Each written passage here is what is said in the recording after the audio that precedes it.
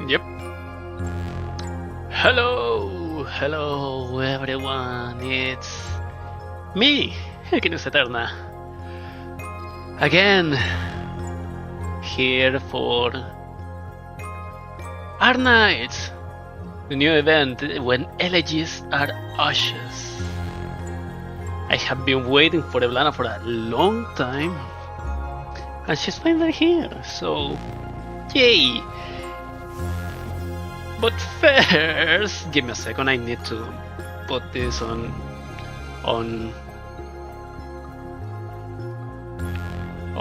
Twitter. Because if I don't, then no one is gonna see it. It's gonna come to the stream, so I need to put this here. So, give me a second.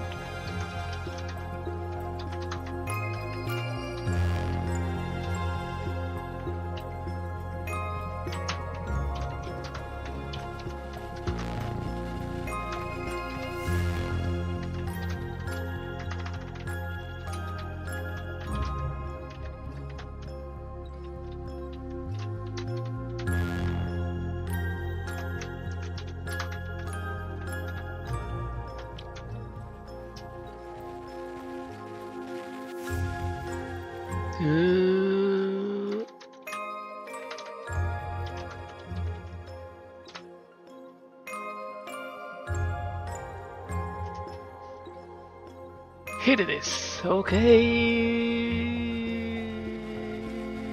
Yep. Let's just wait a pair of minutes to see if someone sees and enter the stream.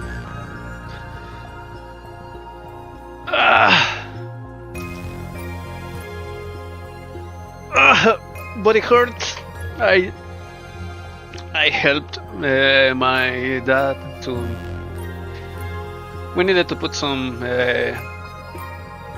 bags of concrete on a truck, so now my back hurts. I have dust in every hair on my head. And I hope that I'm gonna be lucky. A little bit lucky at least. Please don't fail me, Eblana, please. Where is you? Pop. Is Reed somewhere?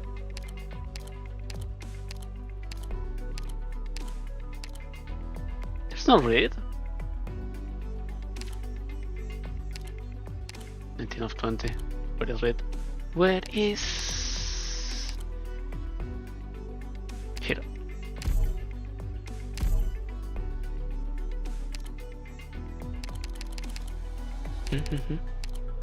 Here it is.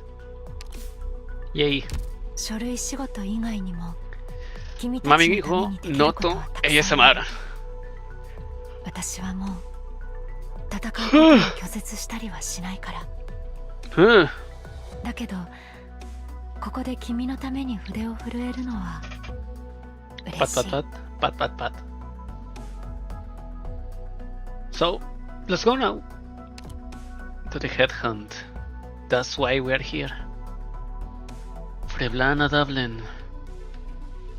Necras returns from a pyre. Do I have any other? Wait. I know, I have one. Ooh, what is it? This one? No. This one, right? No, this is the artillery. This is the one with the funny stages, right? No, this isn't either.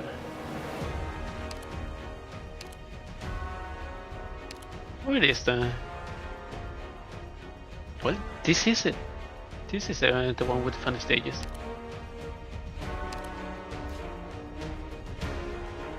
Well, casted that gets clapped.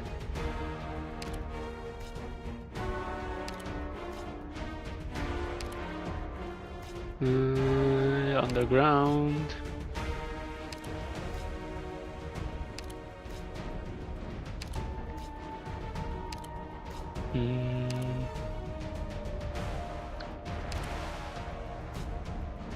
No, I already clicked here.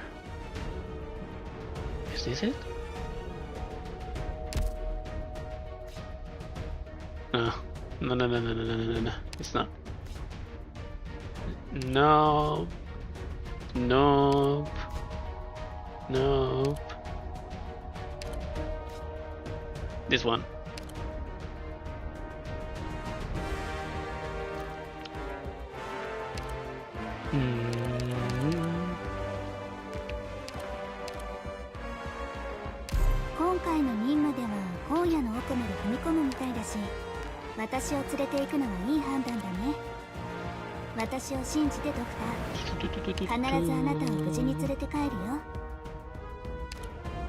Where is Liz gone? Wait, do I? Spirit Generation. Spirit Generation. Who? You. 持久軍第11隊これよりロドスと共に行動するタイの中の幾人かはマイレンダーのエージェントに悪を懲らしめに行くのですね。 We need obliteration. Total annihilation. So, Evlanadable. Luxini. Dublin. Lend me the power.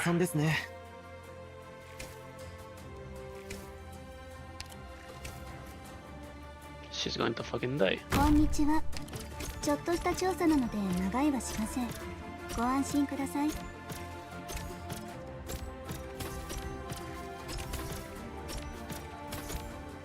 いいとこ選んでくれたじゃねえか。どこを目指すの？どこを目指す気を恐れ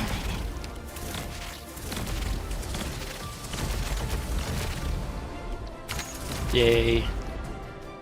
そろそろ俺たちの出番。 An activation? Or...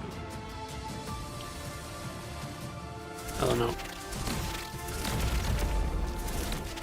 Meh, let's just wait. She's gonna kill them all anyways. 勝利を持って帰ってやるよ。レヒの死の力が拳に宿る。お前たちの命に火種をまいた。まずは肉食の魔物の糞がないか確かめよう。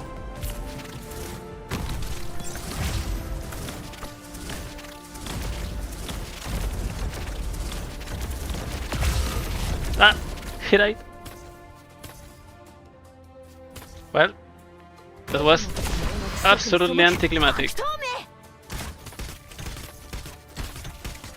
指示を。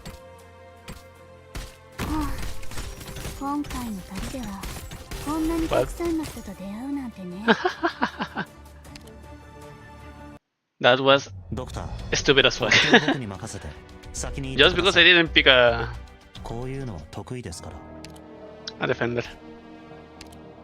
Hey, Rangers, what are you doing here, Rangers?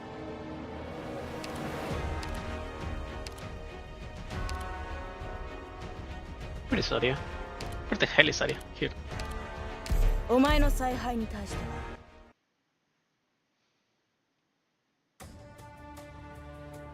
準備を整えて出発しましょう。どうか私を信じて。Go. 健介が震えている。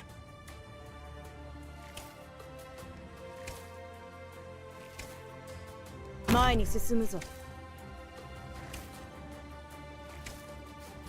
戦闘中身を焦がす苦しみはほんの一瞬。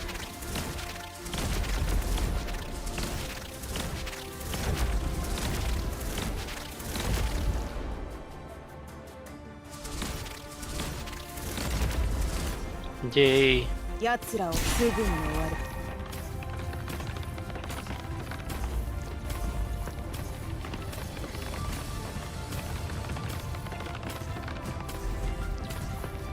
Yay, the necrosis anti-healing is working.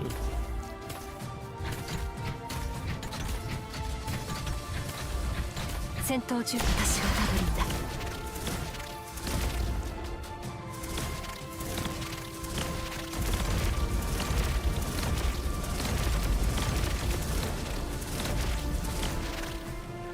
この辺りの地形は迷宮内とまるで違うな。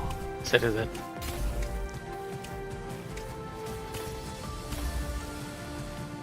慣れ親しんだ環境であるほど危険が潜むものです。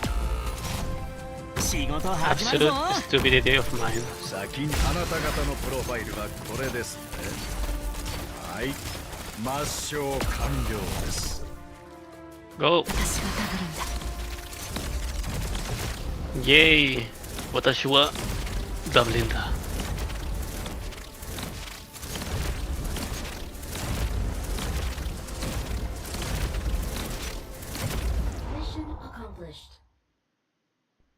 この戦術は今日の戦いのために集められたみたい Yay! ですね。 Antemodul Singi.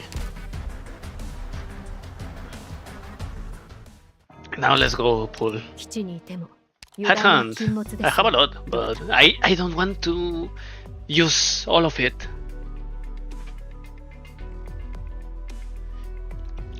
It's after this one is gonna be the monster banner, and then Lemon and Nexia altar. So I don't want to. I am farming for this actually, so no.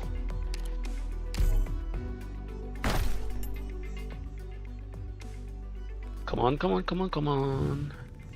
Rip it off! Damn it. Wolfen it. Yay, the 5-star. Another one. Come on. Ooh. Ah! Oh! One 6-star. Let's pray. It's the next one. 医療オペレーターの進 Please give me the dragon, lady. Please give me the dragon, lady. No, it's the next one. Please give me the dragon, lady. 術師の Let's fucking go! では登録用紙を渡 Only す。 20. コードネームにネクラスというのはどうだ、学者。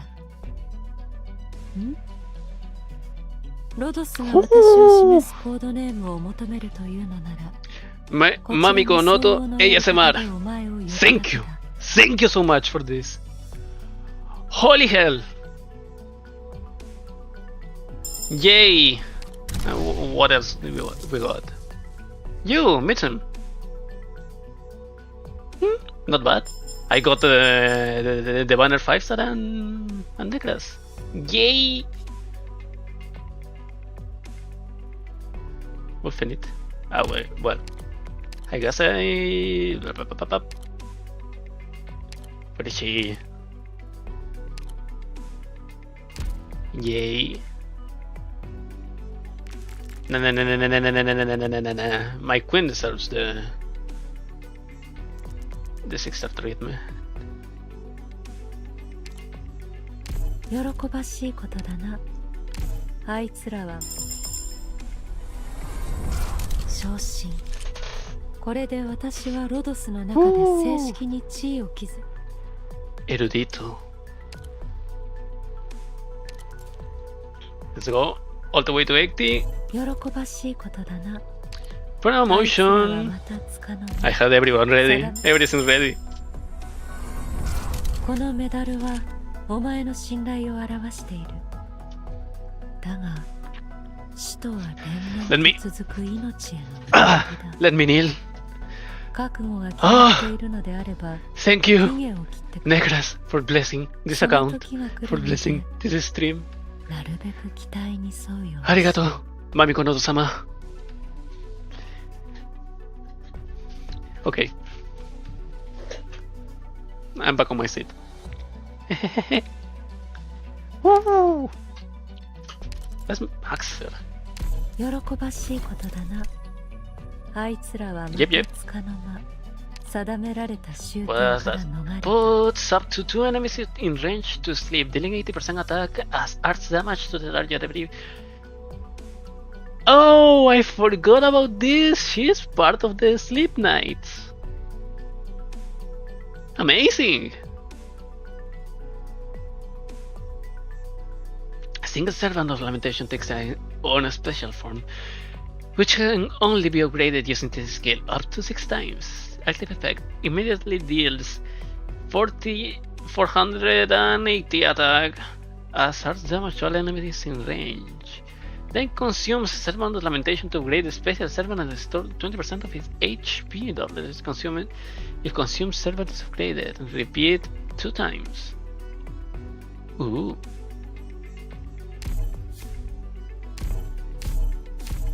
I have no idea how it works. But hey, that's why we are here. 5 with 21? What?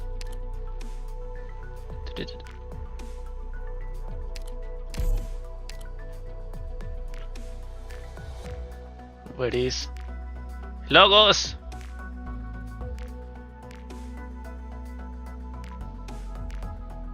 What the fuck are you? Here.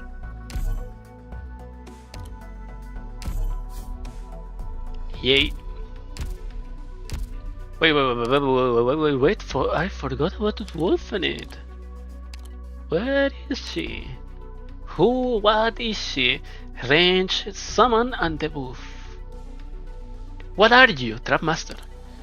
Can use traps to assist in combat, but traps cannot be placed on tiles already occupied by an enemy. Can use one Orc Killer, can hold up to once. An Orc Killer is deployed, can be manually detonated after an arming period. What's this? Each Orc Killer can be manually detonated once armed, which deals 180 attack as physical damage to all enemies in range and stun them for 2 seconds. Obtains an Orc Killer immediately. I have no idea what the hell is going on.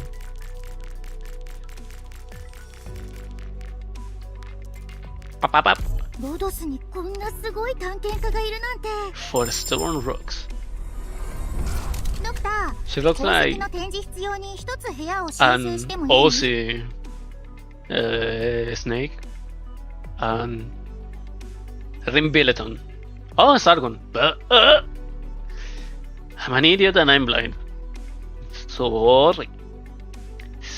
What is this?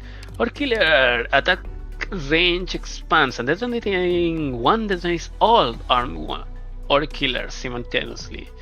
All enemies in range take 150 attack as physical damage twice and have 15% defense. Does not attack. This could have been awesome, but 5 seconds.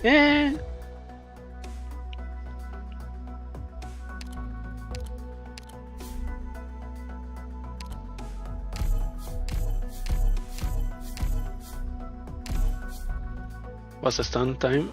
2.5. Let me check the wiki. Just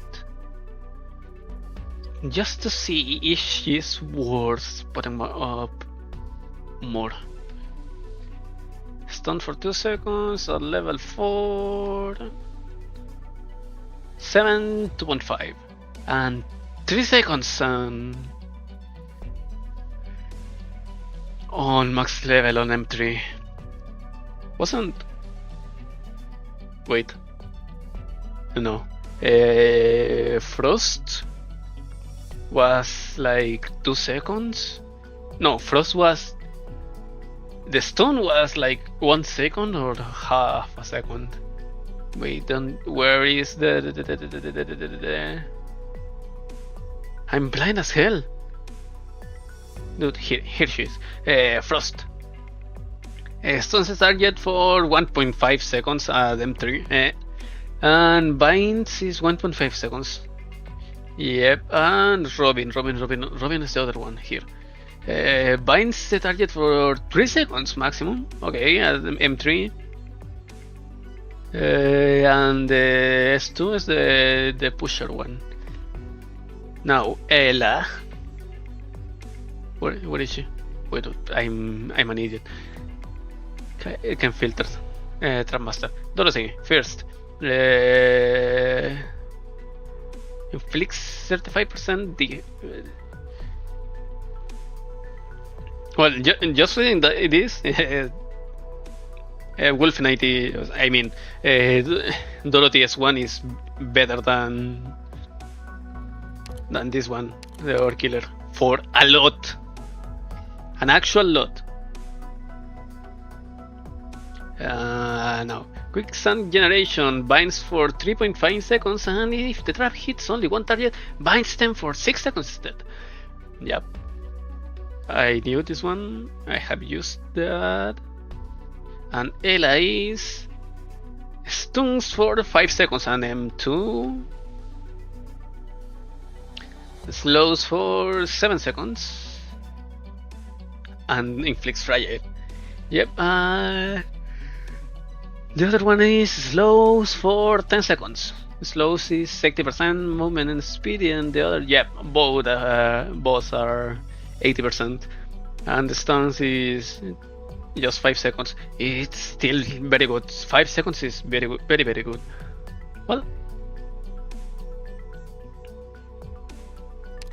yeah, let's put her at level 40 and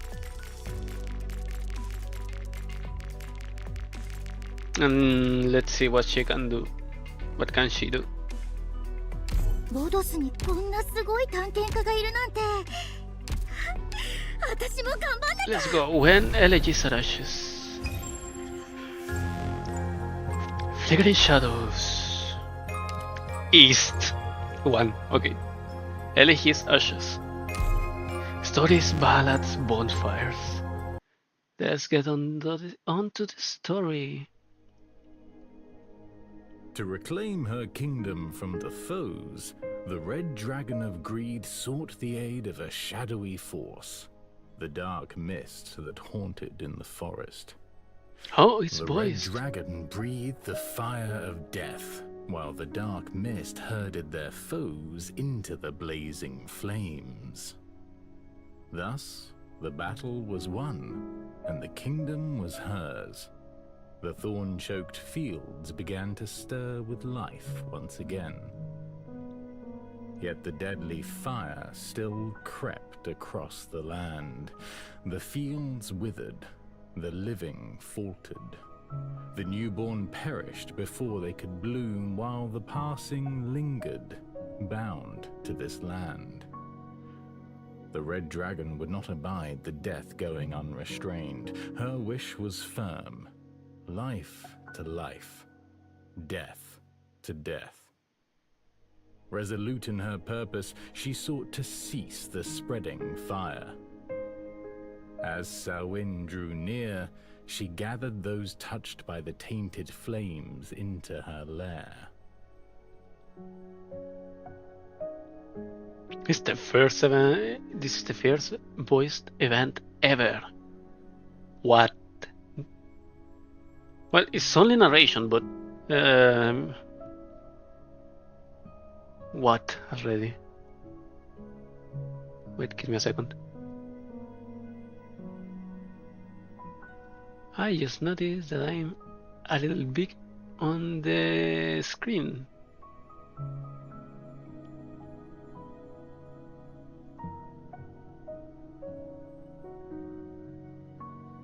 Wait, is that right?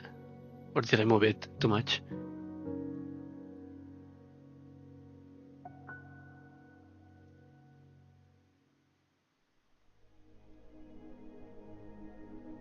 Huh?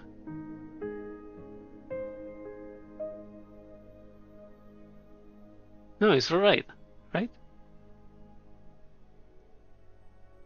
I think I messed up something. Well, anyways. And that is the story of the Red Dragon. But what comes after? What about the people tainted by the flames of death? There is no after. That's all I have written. That simply will not do. Everything has an ending, and those endings don't much care if you think they'll do, miss.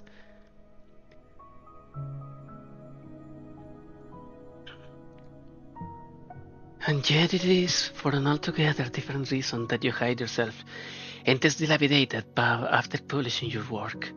How ridiculous. A lot of things are ridiculous. Do you simply enjoy keeping people in suspense?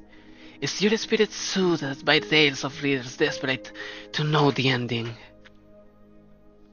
Some overly enthusiastic messengers did manage to find me to deliver some fan mail. You must have been rather pleased. Pleased? I didn't even read them. Just tossed them into that fireplace. How impertinent. Moreover, no single story in your collection doesn't cut off unceremoniously. Truly impertinent. It's simple, really. I can write an ending to save my life. What was the name of the Attack on Titan author?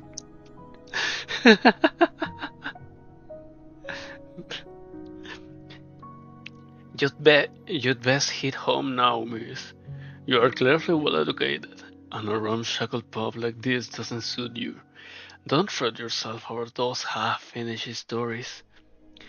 Why the hurry to show me the door? Perhaps I can help you. The author takes measure of the woman once more. Even with a hood over her head, he can see how pale her face is. She must be very sickly, he thinks. The moment she arrived in this abandoned village, she went straight for the pub. She had clearly done her research and seems unlikely to give up anytime soon. After ruminating, he picks up a sticky mug left among the cards and chips strewn across the table and downs a mouthful of rancid beer. Alright then. So what kind of ending were you thinking? Why should I be the one to come up with it? You're the writer, not me. I simply wished to offer my own story, to spark your imagination. Your own story? Wait, are you another survivor? Did you also narrowly escape death in that city last autumn? Only those who have experienced the truth for themselves would recognize what your stories are based on. Well, go ahead then. I'm all ears.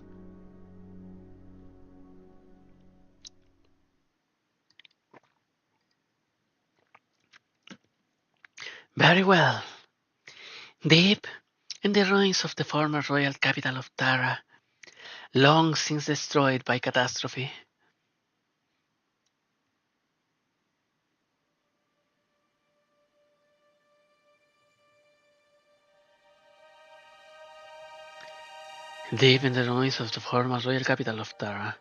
long since destroyed by catastrophe, on one uneventful yet peaceful day, the flame burning in a metal stove was snuffed out.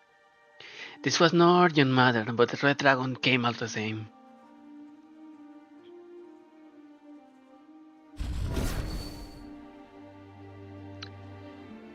Does it resist being lit? Or is that not even anonymous outsider, newly come after centuries of silence, can relight all longings and resentments, near worn away by time? Or perhaps I simply need to be less reserved. A purple flame dances around the stove. Under its light, the red dragon's face looks even paler than before.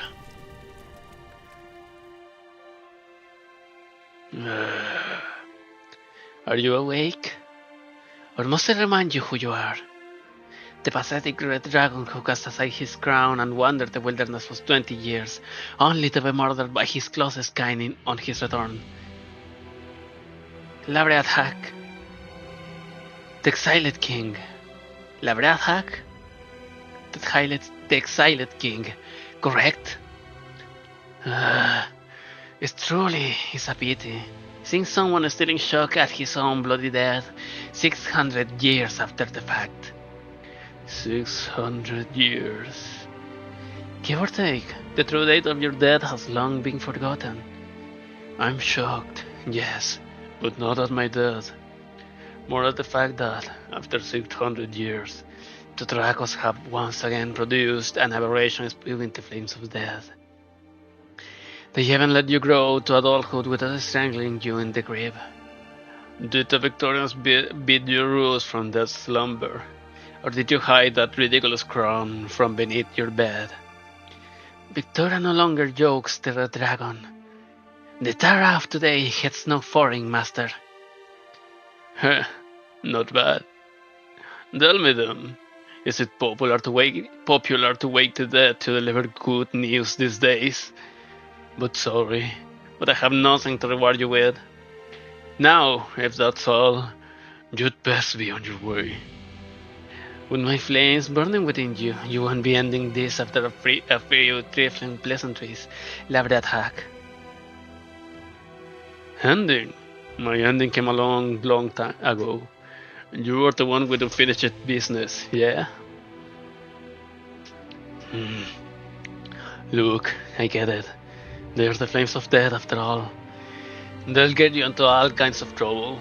Life and death getting jumbled up. Hearts of undying beasts. Newborn cubs having their lives snuffed out before you know it. The works. So, how big a mess are we talking here? A field, a city, a countryside. I set all of Tara alight to free her from Victoria's Hill. You what? Let her be razed to the ground. Let Tara become a nation of the dead. Either way, the flames of death will seek out new kindling. Or so I thought, at first. But that allowing so many lives to fade away simply because I'm out of ideas, well, that would be awfully imprudent of me. And so I came to you. Tell me, what should I do to cleanse these deadly flames from the fields of Tara? If only that were empty bluster. Go ahead, use your imagination. I've heard enough. What I'm about to say isn't for you, but for all the people still willing to call themselves Tarans. Those tainted by your flame and marching towards death have been renounced by life itself. It will never return to them. This goes without saying for the corpses marching behind you, obviously. But the same holds for those who still live yet walk like the dead. There's no medicine that can save them. Gather them together so that their fires do not taint others. Appeasement. Is that all you can suggest? Of course not. Next, find another Red Dragon. Assuming you haven't already slaughtered your kin, of course. Find a real Red Dragon, one whose flames warm others' lives. Let things return to us once they were. Ashes to ashes, dust to dust, life to life, death to death. Is that all you know? It is, ignorant young dragon. Then it seems you don't know much more than I do.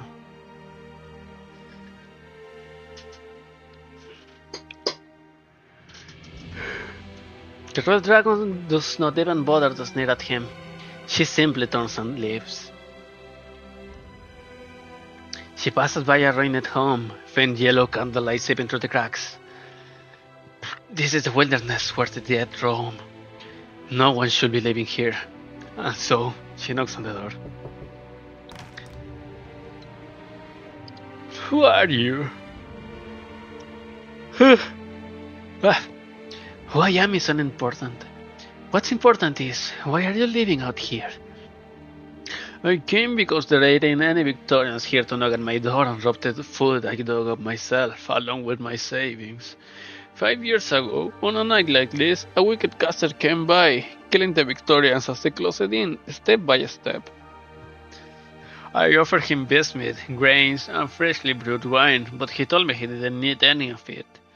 What he needed was fire, a fire fueled by those who would happily burn themselves away. And so my only son, Keith, left home and followed him. What a noble soul. Then, 3 years ago, someone knocked on my door in the middle of the night again. It was Keith. My Keith. He no longer spoke, or wept, or even breathed. He just stood there, his body covered in purple flames. How tragic. It got worse. I buried him, but he refused to rot away in the earth. Instead, he dug himself out, and now his corpse is wandering endlessly in the wilds. Which is why I'm still living here. Are you one of that caster's friends?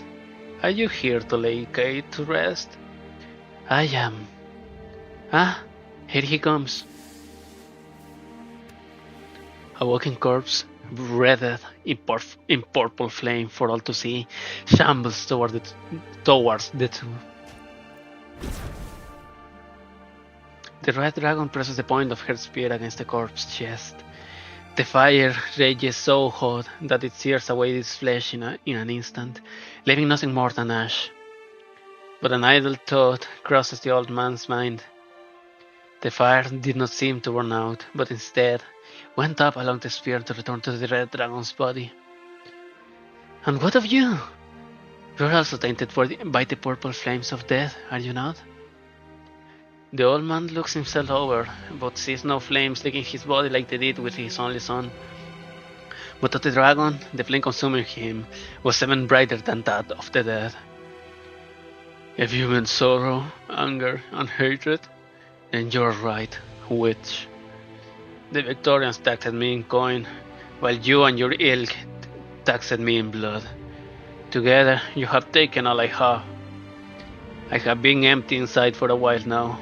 The only thing keeping me standing are those so-called flames of yours. Then what if I were to take them back? What would you say to that? I'd say, you're late. The old man closes his eyes, facing the point of the red dragon spear. He can feel the fires of anger and sorrow propping him up, burble, as they flow into her hand. As they leave his body, his muddled consciousness lives with them. He can sense that death is near, but considering how stagnant his life has become, he no longer fears it. But the fire suddenly stopped flowing. Why? Why won't you kill me? Because you no longer need to be killed. A spirit once told me that life will never again grace those tainted by the flames of death. Now I see that he was right.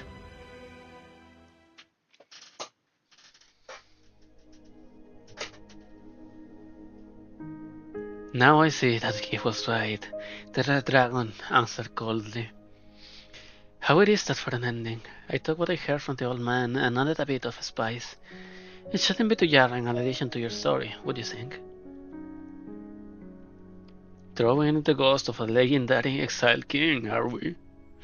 It will do, but do you really need to end to my story at this point? But you have seen clearly the first from what I saw. I must see it through your eyes, hear it through your ears. You're not one of those bored doves who are into piecing together the truth, are you? I have never once considered the truth boring. Well, seeing as we both managed to make it out of that hellhole alive, I can pass you all the draft I abandoned in the process of observing, thinking and writing. But as for how those stories actually end, I couldn't say. Since you were talking about the Red Dragon, how about I start there too? The writer pours another half mug of beer directly into his belly, glances at the woman with a hint of provocation, then begins to tell his tale.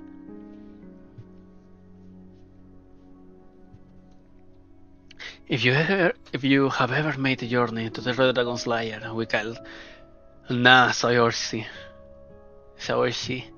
No matter how briefly, you will never forget the dark woods along the way.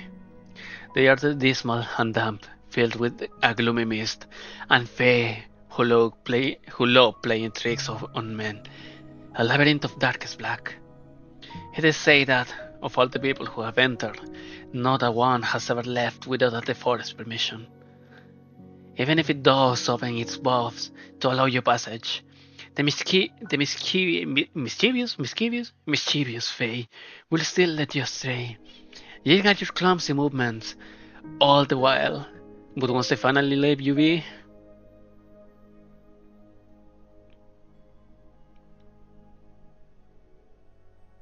it will become as beautiful as a painting that should not exist on this realm. The red dragon, along with the people who have followed her all this way, step into the lair without the slightest hesitation, leaving that beautiful sight behind them. Now, Saoirse, the heart of Dara, the red dragon's lair. Let me check. Translate. Irish.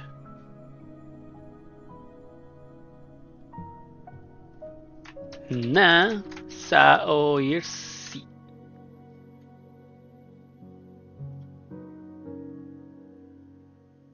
Wait.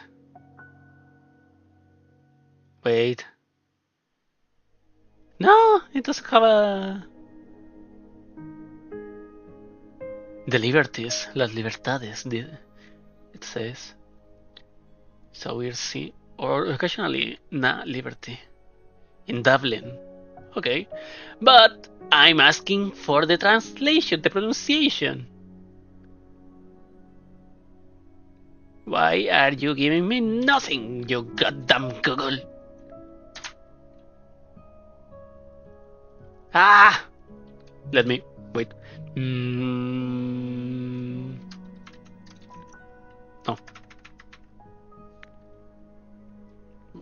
Give me a second. What is the name? Dibel. Hey!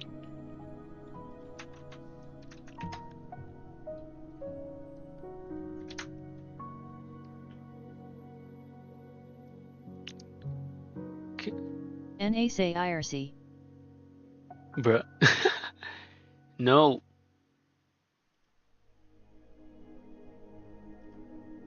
Come on! Nah, it doesn't have Irish. Damn it! Which red dragon, you ask? Guess you really do enjoy piecing together the truth. You must be thinking, I think, you don't know a damn thing. So I'm trying to mislead you. Well, since you're already so well informed, no need for me to beat around the bush.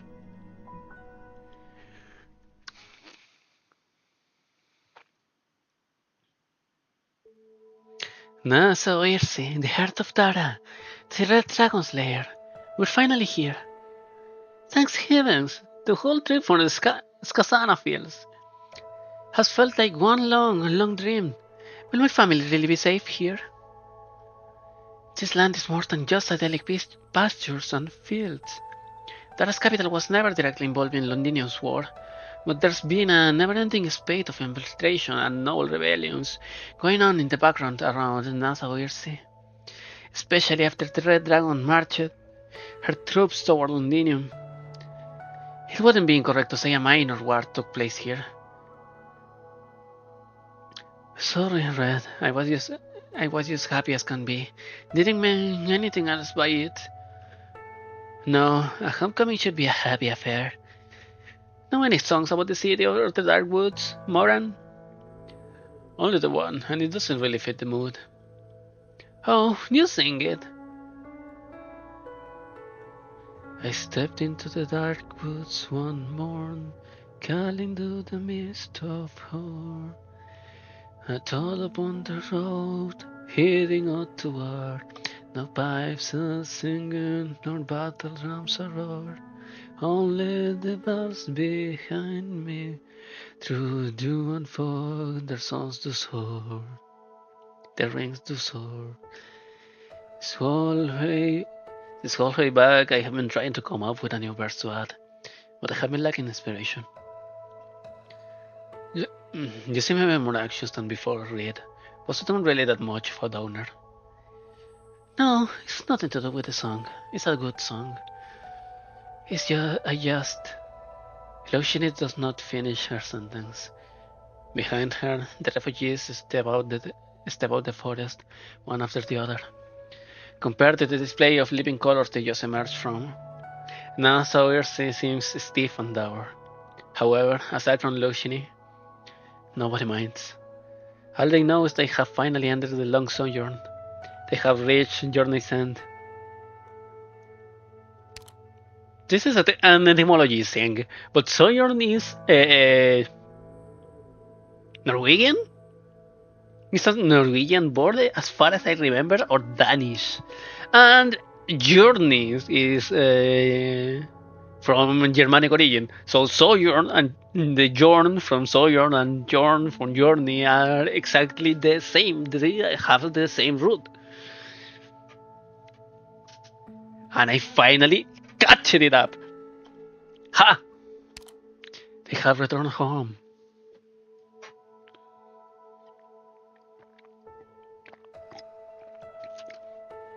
So, what's next? Someone will be coming to help us. Once they are here. Loxinis puts a figure slowly walking over from the city. It must be the man here to greet them, but the last time they met, he had wanted to kill her. She subconsciously put her arms out to shield Moran at her side. Why are you here? I have come to welcome you. What? I'll be escorting you into Nassau to meet with Her Highness Eblana. Don't worry, you'll never have to see me again. Not unless absolutely necessary. Indeed, the issues we could resolve without meeting. She and I already resolved on the Gastrel. Then please follow me. As for your entourage, due to security concerns, I will make other arrangements for them. No, they are Tarans too. They must enter with me, I promise them. While I would love to acquiesce, truth be told, the majority of our citizens are unaware that there is a second red dragon, namely you. I can guarantee that they will keep it a secret. This is where you and Her Highness disagree. Then do you mean to say that my sister will ensure they do? This is precisely what I must bring them into Nassau Earthsea. Oh, hot cut. I might have an idea that will satisfy both parties if you'd care to hear it. I brought you here, wake woman, not simply as an overseer for settling citizens, but also for your discretion in sensitive matters. I hope this idea of yours isn't mere wishful thinking. If so, not that even you will no longer be welcome in Nassau Earthsea. Of course. As you so eloquently put it, Nassau Earthsea is indeed unable to so readily open its gates to errant countrymen. But I'm headed to the village of the Wakemen tomorrow to ask for some secret instruments. Seeing how these people have nowhere else to go, I can have them stay at the village for now. Wakemen? Isn't that some sort of codename plucked straight from the old legends? My people have been relegated to song and story for many years, true. Those of us who live along the ruins rarely ever leave. I'm just an oddball. Give a second, I need to screenshot this hotcut. Yeah, baby. Which is why I can promise you that. Well, no word of the Red Dragon will leave the village. I really want to trust you, but... Are you really one of them? The Wakeman? Moran? Before my great-grandma passed, she asked for a traditional burial held by a Wakeman. Our family searched all over as best we could, but never found one. I sang the Tarang song with a male deep voice for Moran, and now I'm Wrong, because she's a cute old lady. A MILF, becoming a GILF, if you will. All we could do was pass it as the ramblings of a dying woman. Our family searched all over as best we could, but never found one. All we could do was pass it off as the ramblings of a dying woman. But she was a woman with her head on straight, not the type to mix things up with legends. If she said something's real, it's as real as can be. Besides, I've heard many stories about your kind. I'm willing to trust you. Then please don't betray that trust, Wake Woman. Naturally. Alright. What say you, Mr. Brigadier? Go. Go. In the deepest voice possible. Go. Solemn Wake Woman. Hey, Liberi. But with the dabbling on uniform, or well, maybe it's not dabbling uniform, more than a Taran like outfit for sacred purposes, political management purposes, maybe military purposes too. But it's the same headpiece that the Tarans, the Dublin forces are wearing. Only this is white, and maybe does it have that lot of circles / eyes? Yeah, I'll stop rambling. Nemos, who are these people? Sorry for making trouble for you after I left. They are Tarans with no place to call home. Not so easy can take them in at the moment, so I thought maybe. We made an exception many years ago by not forbidding you from leaving. We have even less reason to admit these strangers we know nothing about. What if we're not here to be admitted to the wake, ma'am? Moran? Once, when I still dreamt of being a wandering bard, I collected the legends of the Wakemen, soaked out your people, and told your tales. But in the end, my dreams of both bardhood and Wakemen were shattered to pieces. Only now, when all I want is to go home, do I run into you. If the legends are true, your people live ascetic lives. You only come into contact with outsiders to hold funerals, letting the souls of the departed find resting fire. Correct. We came here with... No, we're just folks from all across Tara seeking refuge. Not one of us is qualified to join you. We are just looking for a place to stay for a day or two. I promise you, we'll follow your laws and customs as best as we can. We won't trouble you any more than we already have. Winter's just around the corner too. I'm not too sure if your people hold harvest festivals, but if you need any help, please feel free to ask. Samhain. Samhain? Samhain? Samhain? Samhain. Samhain. That is the true name of what you call the harvest festival. It would seem you really are different from the city folk.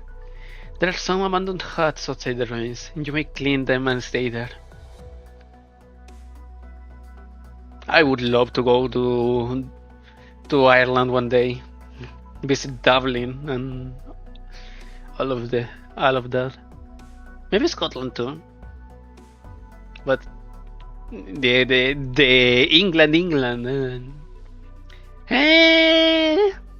I don't know, maybe if I'm invited by a friend to London or something like that.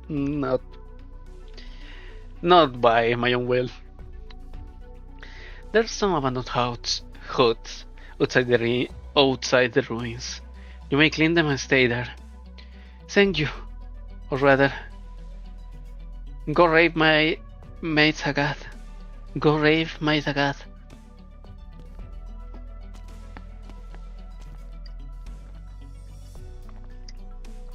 Is there anything else, Nemos?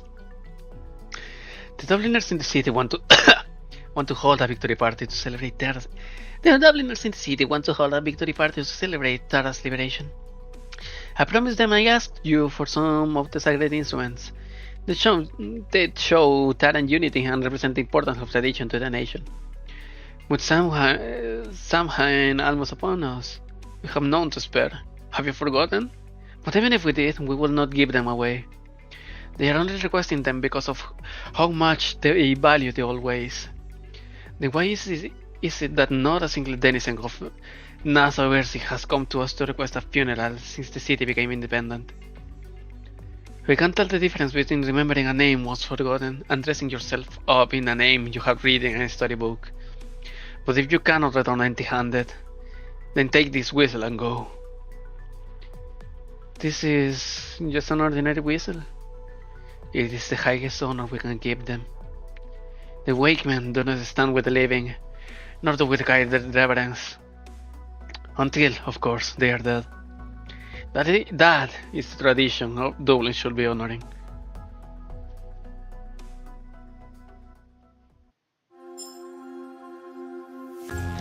A country that has no tradition left because of colonization, and they are finding their roots again, but are being not ostracized is the word, but not repudiated either. They are not seeing at the same eyes with the traditionalist people that have been living free from the colonization, hidden from the eyes of the Victorians.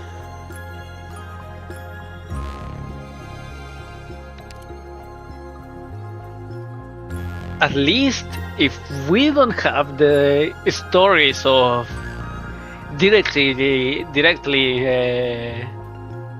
Bolivar or the Colombian independence, because the only thing that we have from Colombia is the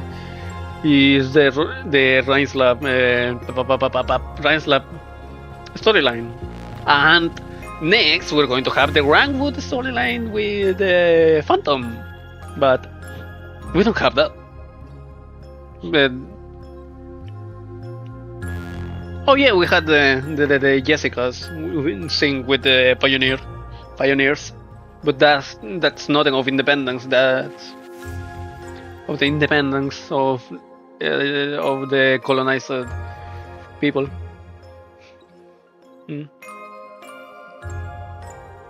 At least this story of the Irish finding their place in the with their new free country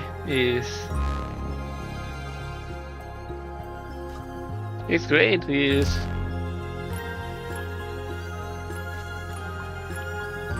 Wow, it's so colorful. What the hell? Why have you come, self-exiled? That little bit of text is worded as with so much bile in their words. How damn. What is Madhoe Dragon Lady? この顔は隠すべきか。必要ないよ。賢明だな。No. 死者はおのずから明記し、 Just 聖者 a はおの second. ずから忘れ You る。 hears? どこ掘りに行くの？ And now, Necras. お前のオペレーターが私の過酷さを受け入れられるとは限らんぞ。 Let's go.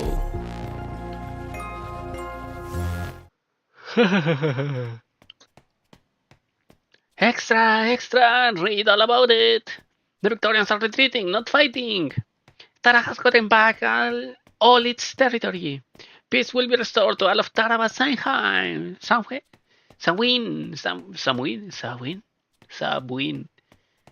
What was it? Samhain.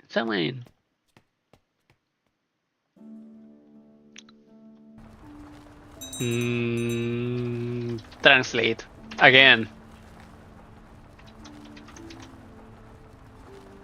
Samhain. Samhain.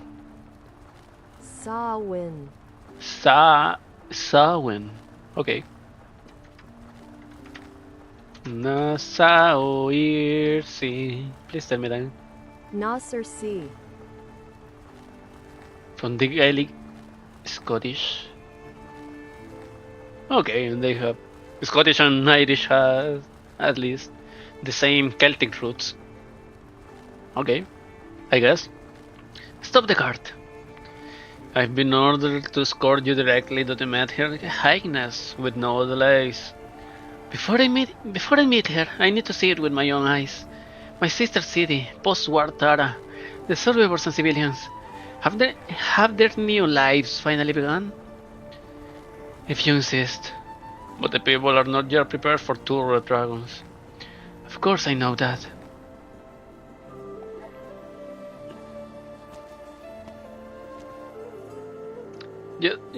Just take this. These knives, axes, and bows are all made of iron. They'll make for good materials. I beg you, Kulan, take them, even if you have to melt them down and make some ice for your statue. Autumn is almost over, and mornings in Nasoversi are cold and damp. A pair of scared, withered hands rub against the cold and dry metal goods, much like a soldier running their fingers over a medal of valor in wartime. The people yell out his name, hoping the broken tools in their hands will be accepted, smelted, and used by the hero to forge his statue. The hero. Yes, the hero. Every story needs a hero like that. What? Seo! Seo! Come help carry this stuff into the workshop. What the hell are you? I mean now, Seo! I'll have you sharpen your knife tonight. He's a weaver. Translate! Boo. Ear. Is what? Huh? From Portuguese. Traducir del portugués, bro. What the hell? Give me a second. Let me see if I wrote it right. Weaver. Yeah. I wrote it right. Where is French?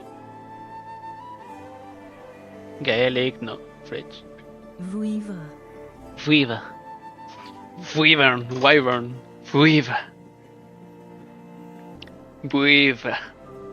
I mean now, Theo. I'll help you sharpen your knife tonight. What a lazy brat. This is what you get for pampering him too much. No, I mean, doesn't matter if that boy's around. Just take everything, please. I can take everything. We all need those tools to get by.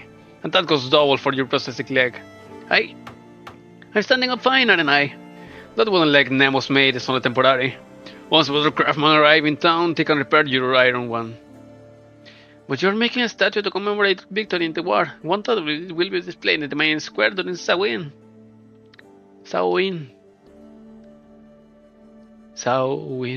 Halloween.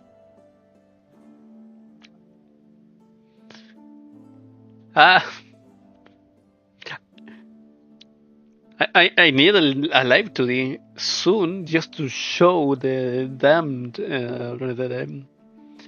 expressions that I have when discovering shit about etymology. Frankly, it'd be an honor for my rusty old leg to be a part of that. No means no. Just take it already. It's all old stuff we had thrown away while cleaning anyway. No one's gonna got any use of them. What's wrong with these balls? They look perfectly fine to me. We can use clay ones instead. As for the axes, will you share the few we got left? The war just ended and the city's short on everything. If we don't help you, how will the statue ever be finished? Use the axes for chopping wood. Don't melt them for a statue. For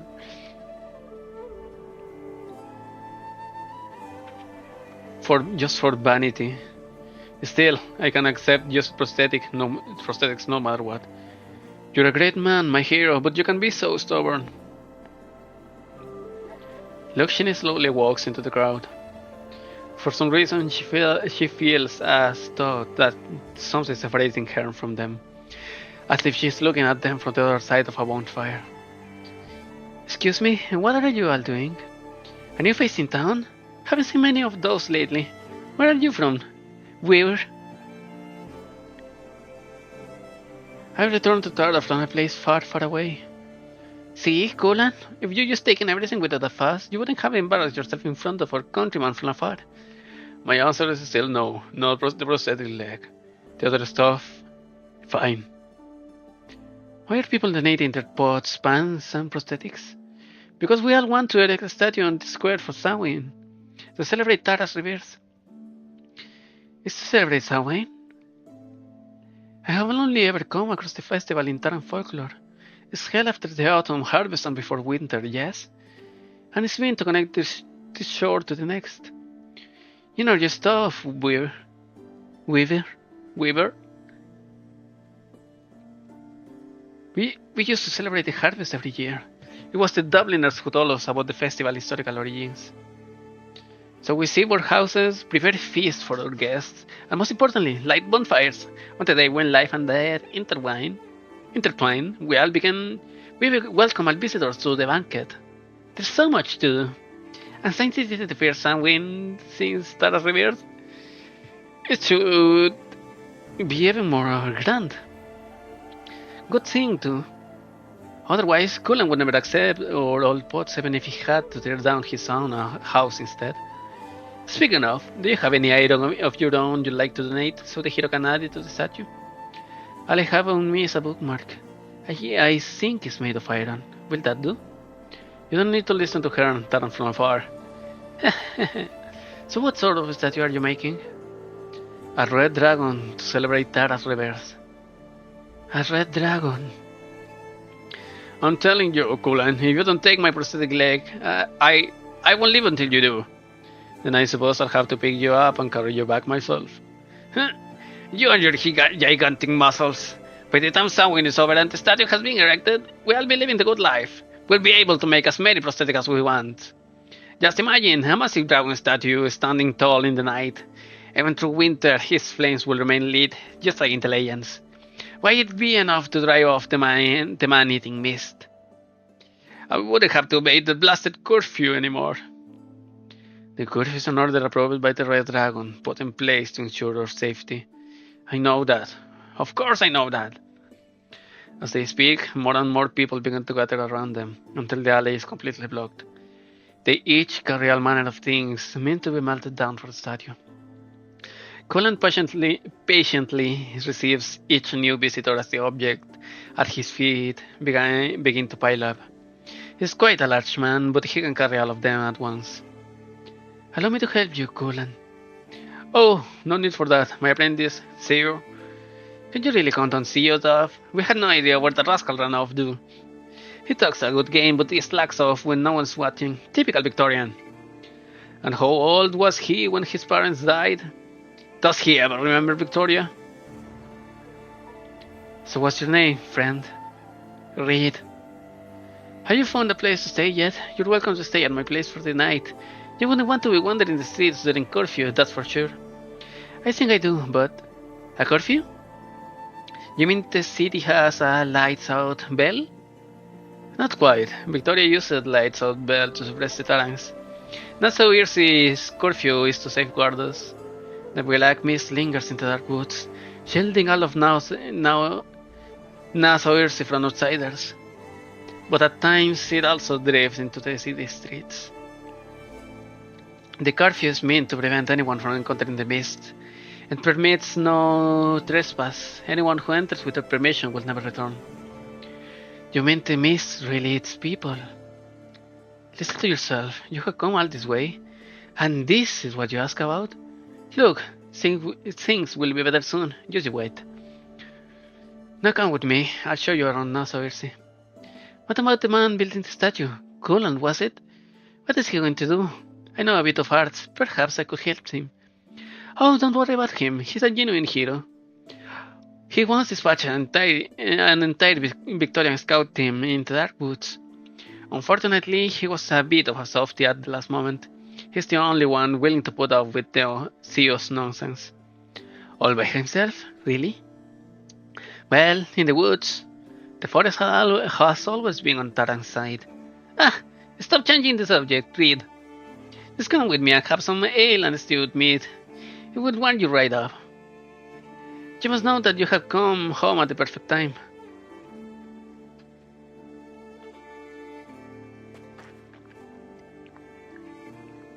Phew.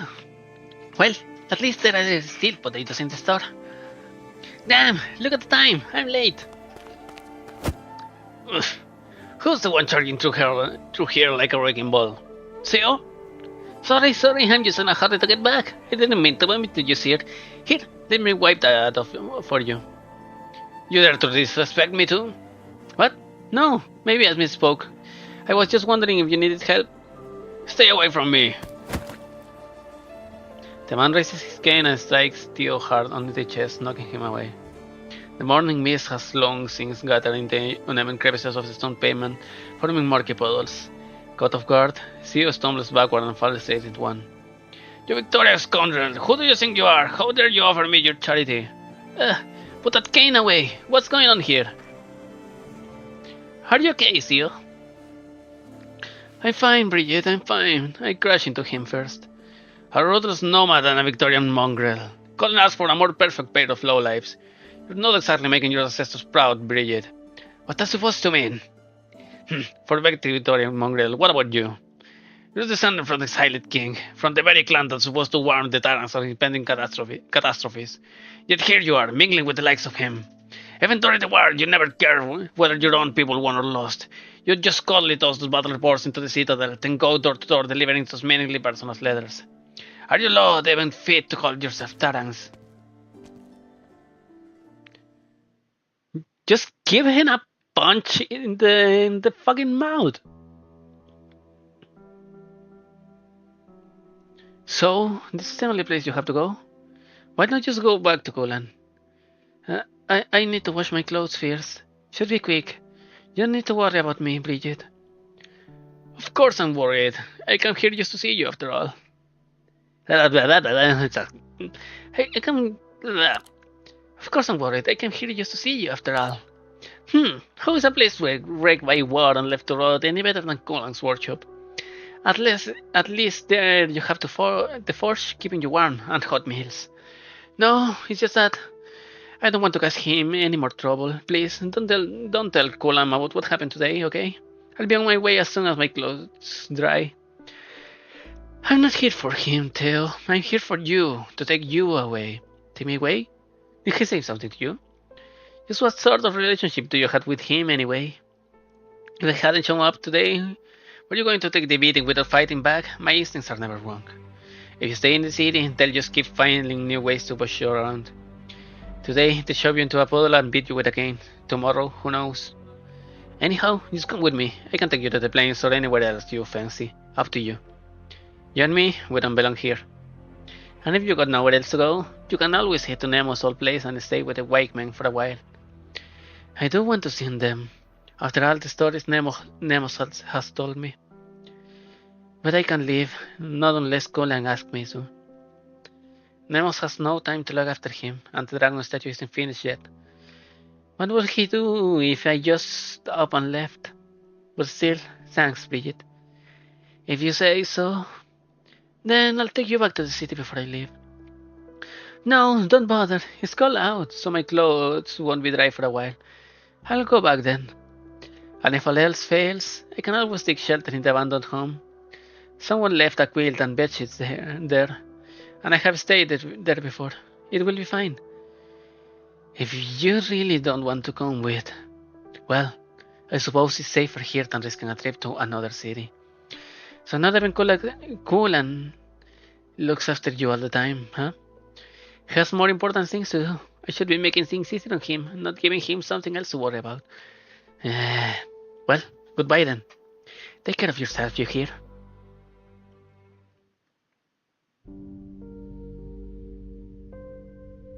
We're here. Like I said, you have come at the perfect time. Today we have fresh ale, stew, and oatmeal. If only we had a bonfire.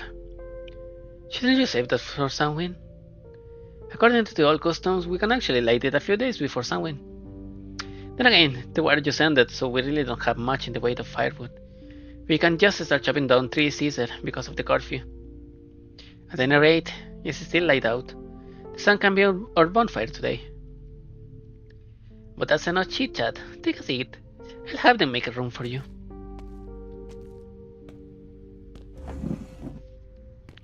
Lucian steps forward into the damp, chilly air. Each dish in the lavish spread on the table has the same familiar scent. Warm, rustic and simple, yet not what it seems. She looks around, concealing a surprise, only to find that no one else finds any of this unusual. Is this stewed meat? Yeah, here is the meat, these are grilled things, and your cup is full of ale. Oh, right, and we also have oatmeal. I'll go grab you a bowl. But all the dishes appear to be made of the same thing. They are all made of potatoes, right? Their statue is bowls, their bonfire is the sun, their feast is potatoes. As the friendly resident goes to fetch a bowl of oatmeal, Lucian stands up and walks towards the cart and burdened beast that has been waiting for her the whole time.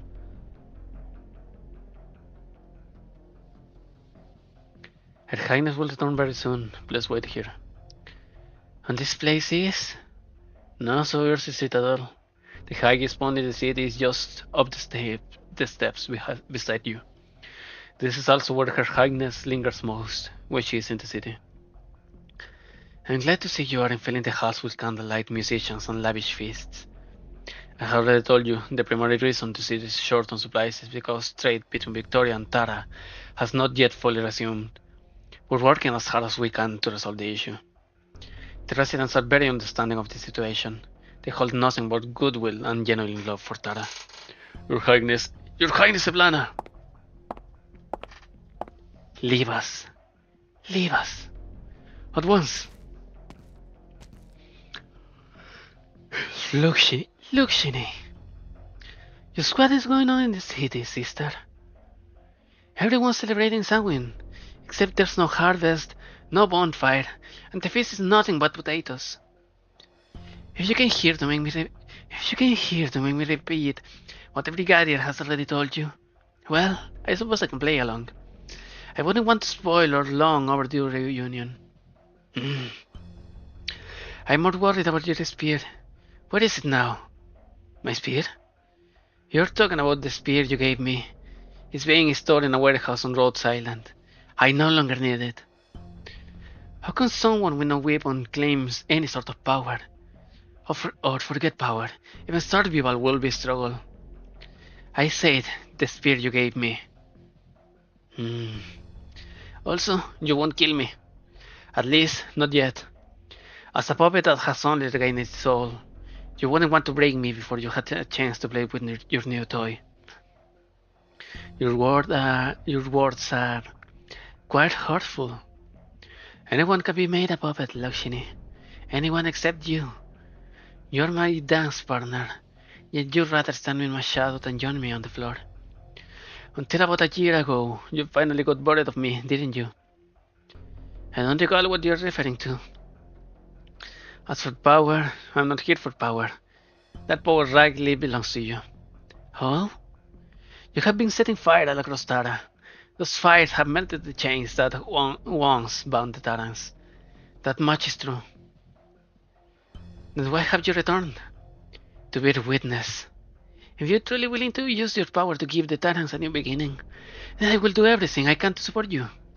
Say, for example, that you're too busy to deal with the supply shortages in the city right now. If so, I would be willing to help with that. Whether I step forward as a second Red Dragon, or hide my identity as before, it makes no difference to me. As noble as ever, my dear sister, but I can say whether you will truly be satisfied with that. The sister I knew wasn't someone who sought power simply to live a life of indulgence. She wanted more than that. But so far, every step you take has been paved with bones and blood. I can only pray that's because you had no other choice. I sincerely hope I will never have reason to let my spirit and come searching for you. Not bad. Not bad at all. It seems your life of wandering has taught you far more than you ever learned while acting as my shadow. Let's not beat around the bush. I have made my intentions clear, and you have invited me back. So what is it you want from me? You'll find out soon enough. Until you do so, why not come with me? I'll show you around the Red Dragon's lair. Hmm.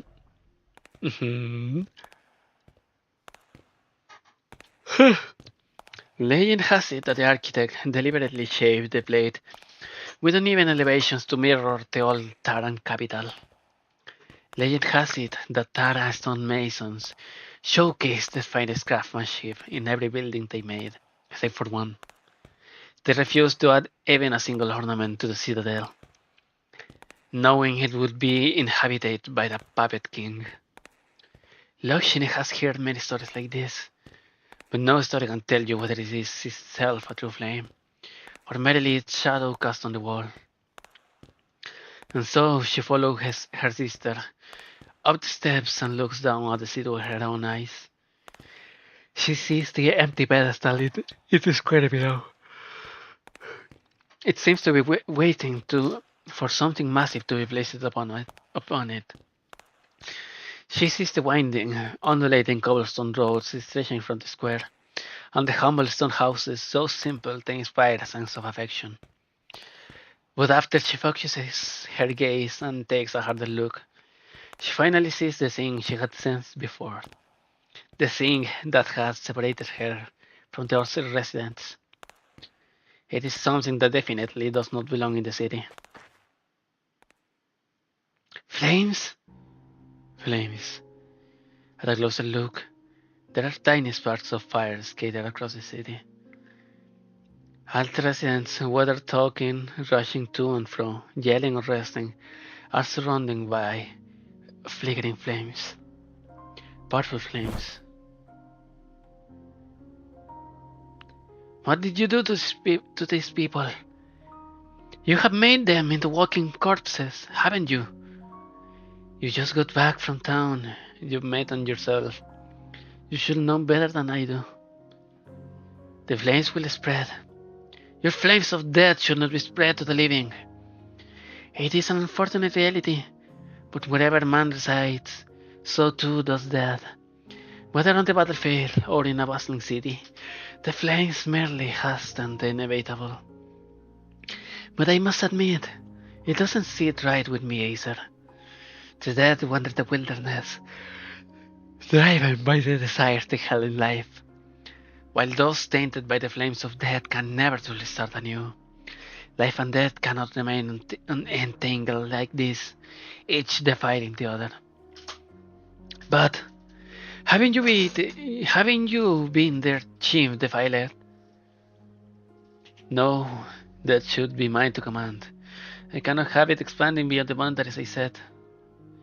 Well then, my dear sister, what would you like Tara to become? I want your opinion. Should the living endure and dead rest in peace? Or should Tara become a kingdom of death?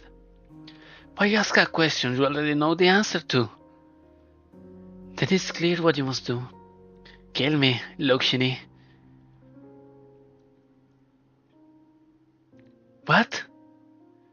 While you have been trudging through the crowds, I have been busy preparing. The moment the tip of your spear pierces my heart, heralding death's embrace, everything tainted by my deadly flames shall leave this realm along with me. Then you will become the first and only true leader Tara has seen in decades. I will not be your shadow anymore, and with dragons will not be the monsters they claim us to be, slaughtering our own king in madness. Often, even king's lying can be a virtuous act. What about those touched by your fire? Can't they really start their lives anew, as you promised? I have promised nothing about life, Lokshini. Not even for those untouched by my flames. As for the city folk, they have already been entangled by the violet flames. They will gradually become walking corpses and eventually live here with me. This much is certain. They are living, breathing people. They fought under your command and wore your word for you. They have the right to start anew. An unfortunate fate, to be sure, but their fate nonetheless. No, Eblana, it shall not be their fate. What will you do then? Luciani has more to say, but Eblana has already turned around and started walking down the long corridor. Her footsteps are so soft that Luciani did not even realize she had left. After her sister's figure disappears completely into the darkness, Luciani turns her gaze back into the city. Oh. Sleepy.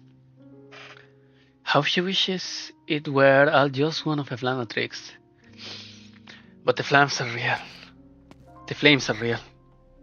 She clenches her fists, pulls off her hood, and turns to descend the steps.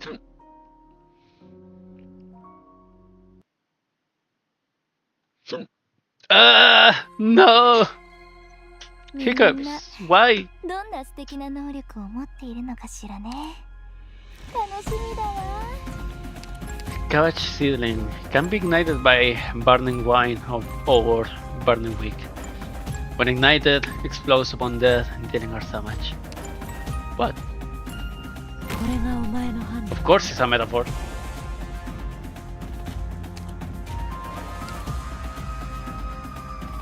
こんにちは。ちょっとした調査なので長いはしません。ご安心ください。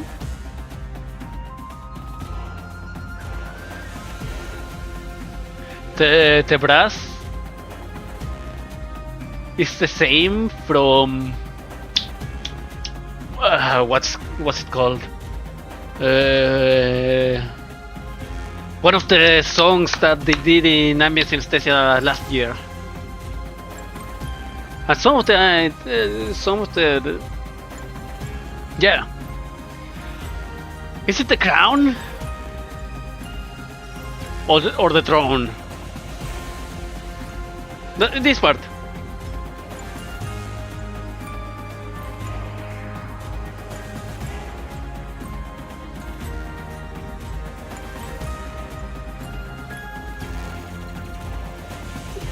It's the throne. Ah.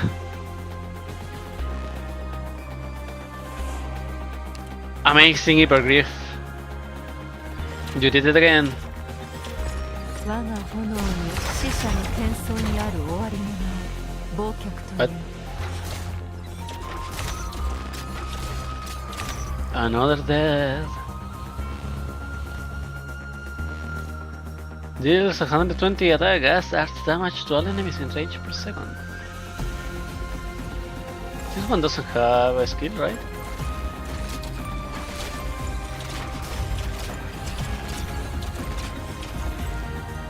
我が炎に温度を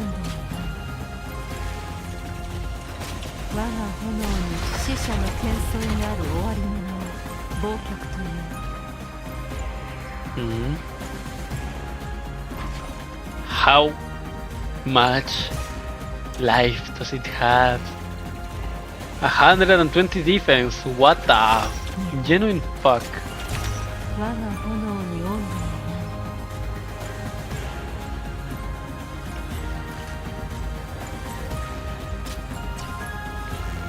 Doubling consume servant is upgraded.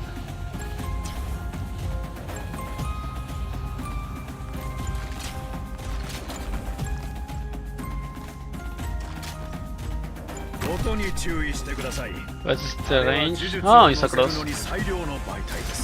我が炎に死者の転送 And にある this 終わりの expands. ない Okay. 忘却という But it's only with the skill on.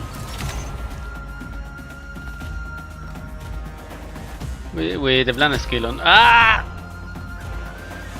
Go, Reed. 私の命は私が守る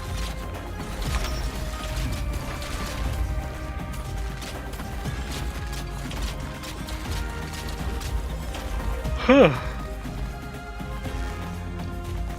が炎に滅火の中では恐れし魂が踊り狂うだろう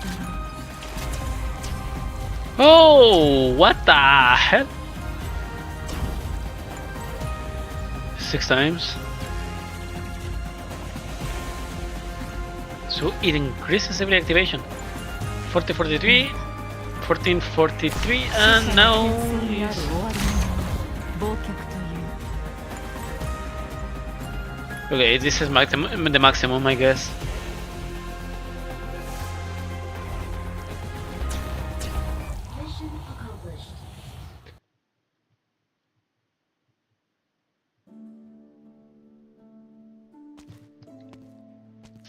Cut! Cute cat villager NPC. Sorry. Ma'am, hold on, please. Oh, Reed, it's you. You left so suddenly. I was worried our hospitality has been lacking in some way. No, I truly appreciate your hospitality. I had just suddenly remembered some business I had to take care of. I still have a few questions, though. Would you mind answering them for me? Ask away. Do you realize that you are engulfed in flames? Flames? Oh, you mean my blessing. Oh, you can see other people's blessings. I didn't notice until someone pointed it out to me. Wait, you're saying you know about the flames but can't see them? How can that be? The friendly resident puts her hand on her waist. The ancient Tarans carried small flames at their waist, stabilized through originium arts to dispel the dark mist in the marsh. After Victoria seized full control of Tara, this custom, along with all similar practices, was strictly banned. But times have changed. No longer bound by Victoria's rules, the Tarans, or at least the people of Nassau-Erse, have chosen to wear small originium lamps at their waists. I'm sure you know, feel these scars, and with the curfew in place, we can't afford to keep the lamps on. Nor do we need to. But if you carry these small lamps, that's her fire. That's the color of her fire in the lamp. Now, whenever people turn on their lamps, this is the color they'll see. Even if they replace the filaments with different ones, the color remains unchanged. And you're not the least bit worried about this? Well, as you can see, things are on the up and up here in Nassau-Erse. And what explanation can there be but the Red Dragon's blessings?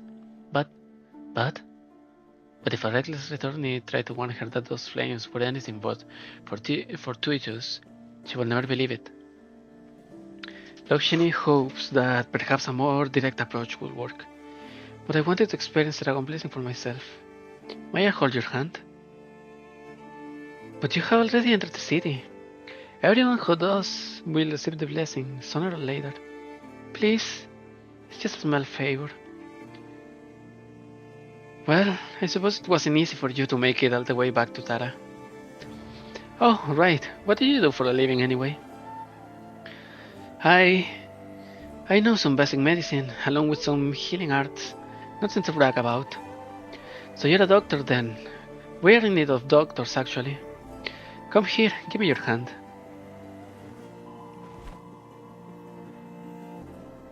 She tightly clasped the woman's calloused hand, letting the fire spread from her own wrist to Lokshini's. Thank you. She shuts her eyes. Close your eyes and remember those whose pain you once soothed. Those no longer forced to linger in this realm. Go and warm this cold fire. The purple flames gradually fade. Beneath them, a pale face emerges, swaying gently with a friendly smile. So she tries to raise more of the purple flames, but fails to notice when the woman's expression suddenly changes. My God, my hand! What did you do to my hand? It's completely numb. What? I can't feel my bleeding anymore, he said. So what are you doing to me? Let go! Reed! Wait, woman! Reed, please let go of this poor lady. Sorry, ma'am. She means no harm. I stake my honor in it. But she says she's a doctor. How could a doctor possibly? Arts-based medicine can sometimes have side effects. Look at your hand. It's perfectly fine now, isn't it? But I still can't feel anything. You'll be fine. The wayward wake woman raises a hand, gently pressing her warm palm to the frightened woman's forehead. It's just a normal, casual gesture, yet the woman gradually calms down. Okay, I believe you. Right, I still have my hand as well as my blessing. It's almost nightfall. You should head back home. And Reed, you have another banquet to attend, don't you? A banquet? Right, the banquet. So please, allow me to lead the way.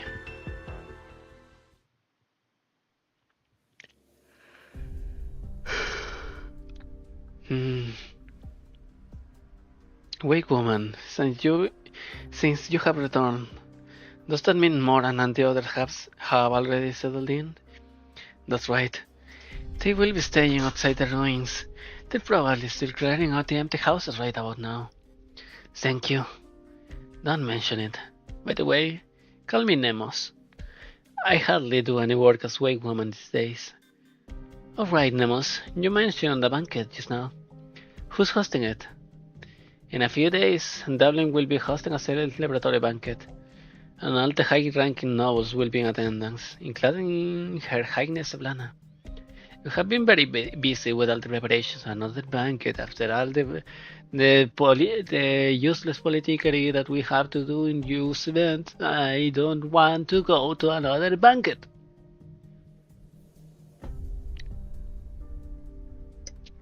I don't have water left. Wait, give me a second.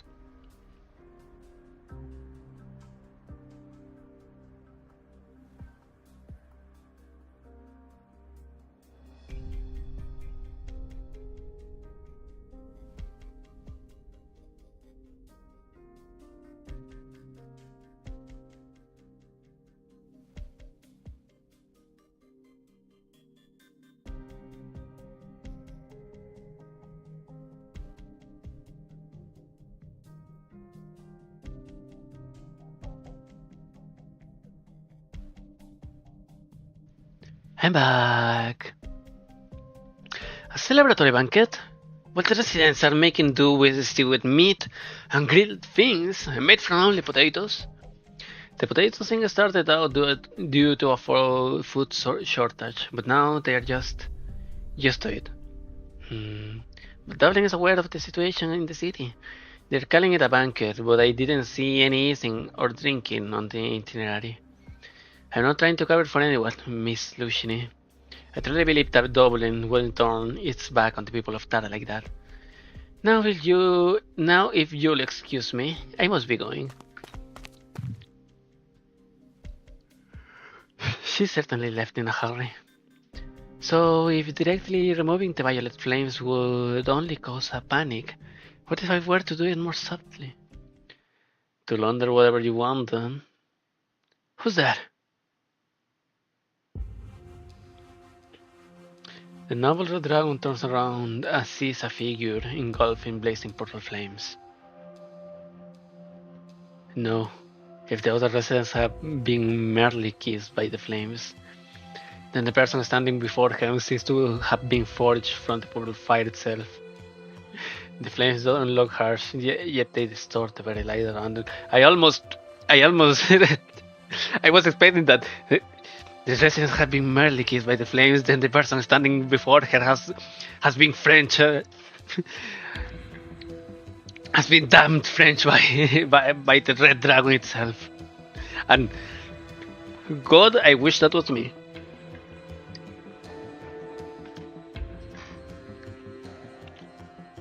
Like an AO3 kind of Frenching. Yes, please. I want some. Yet it is thought to be very light around them. Unfortunately, what you want sounds incredibly boring. After all, Tara's flames have already been dyed that color. That's just a fact. You know about the flames. I happen to find out about them, yes. Tell me everything you know. It's extremely important. Why should I? I need to stop people from being engulfed by the purple flames. So you can replace them with your own flames. As long as the people of the city are safe, the color doesn't matter. What grandiose nonsense. It's almost nostalgic. Your excuse is so clumsy that it is laughable, Red Dragon. What is your relationship to my sisters here? Luxury takes a step forward while the figure moves backwards, preserving the distance between them. Relationship? You, your sister, and I are all cut from the same cloth. We all crave power, conflict, and bloodshed. We are all itching for what comes next, eager to set the land ablaze. But this time, I'll stay out of it. Until the lair is consumed by flames, I'll be sharing on both sides. Goodbye. Wait. And he's gone? The red dragon tries to whip the flames of life into a cage, but before it can take shape, the strange figure scatters in the wind. Her fire only briefly illuminated his long tail, then returned to nothingness. Arun? Sir? It's you. What's wrong? Why have you come to see me now? Don't tell me there's another problem with your grain shop that I have to deal with. I have never treated you as a subordinate. We're business partners, understand? I understand. Good, as long as you do. I have another shipment that needs to be escorted out of the city. Leave soon and be back before curfew. Sir, how about that? About what? About the grain we sent out before. You said it wouldn't affect the city's food supply, but now we're stuck eating only potatoes. You know what this is like in other parts of Tara? They don't even have potatoes. Nassau's agricultural output is already top tier. We're taking urgent measures to help our countrymen, understand? Besides, how much did you earn from just those last 2 carts? Look at it this way. The people of Nassau are searing and starving. At least they got potatoes to fill their bellies. What's more, it's almost harvest time. There will be plenty of new grain then. I'm more worried that your tiny shop won't have the throughput to sell it all. Still, I'm not one to force anyone to act against their conscience. If you really feel that bad about it, you can always just transfer your business license to someone else and close your shop. But how will I eat then? I told you, you're not my subordinate. How is that my problem? Alright. Just hand over your business license by the end of the day. No! Don't! Okay, I'll do it. Why are you still standing there? I have something else to discuss. My friend told me that lately the dark mist in the forest. Dark mist? If I needed you to remind me that, I might as well quit right now. There will be someone waiting for you once you're past the gates, just like always. Anything else is known of your concern. Now go. Sir. What is it? Did the brigadier say something when he was on patrol this morning? No, sir, he didn't come around this morning. The leader sent him on another assignment. Who? Then what's got you in such a panic? It's officially harvest season for the agricultural plate to the south. Isn't that a good thing? Yes, but all the skilled agricultural workers have left the city. Just follow the handbook and do exactly as it says, got it? Yes, sir. By the way, what's the estimated yield for the entire plate? Report it to me and I'll consolidate the numbers later. We're not exactly familiar with this sort of work, sir. You're useless! Can you at least tell me when the crops are ready for harvest? They're definitely ripe, or we wouldn't have harvested them in the first place. Then isn't it just business as usual? Report a normal yield based on previous years. Now get going!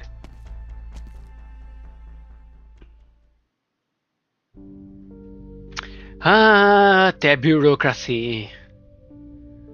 They are the villains in all of our regular stories. Hello, I'm Bridget the Nomad. What do you want? I delivered all my letters in Nassau, so I'd like to go to the highest point in the city and let the wine carry my message to my brothers and sisters. Then I'll be on my way. Huh, now I remember. It's you. You have been here so many times and we have never let you up there even once. Haven't you learned your lesson yet? Haven't the Victorians let me off the top of the citadel when they were in charge? Do I look like a Victorian to you? No, you're a Taran. You should know that since we are Tarans, there's no need to indulge those outdated customs or you anymore. All that nomad and wakeman nonsense is all stupid superstition. Now get moving. If you don't, I might just have you arrested. Fine, I'm going. No need to make a fuss.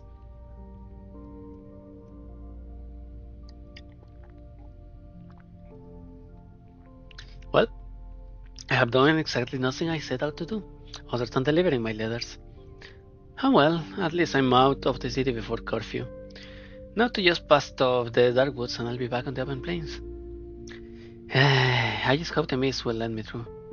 But it's never stopped the nomads before, so I am bothered about it. The nomad kicks a pile of fallen leaves by the roadside. The rustling sound echoes through the vast, empty forest ahead. To her surprise, the sound doesn't fade away. It echoes back in a repeating loop. Reggie suddenly crouches down, trying to cover the scattered leaves before her. Where the sound is coming from. Sorry, shouldn't have killed you. Sound continues. Oh, it doesn't stop.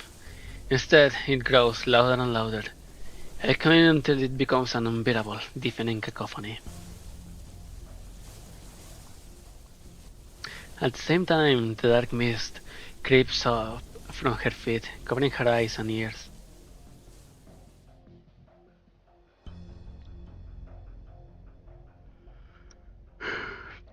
Until she realizes she's back at the forest entrance.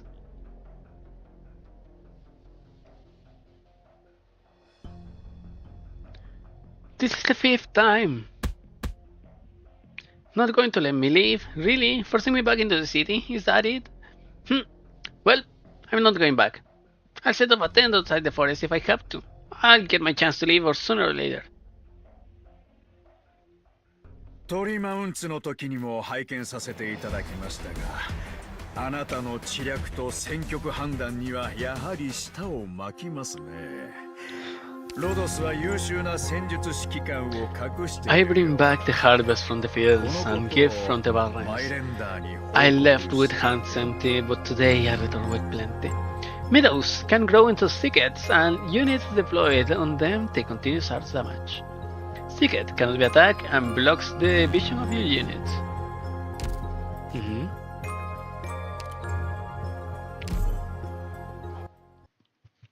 Let's show me the mechanic. Yep. Careful, the enemies here are more troublesome than you might think. No worries, I'm here to help.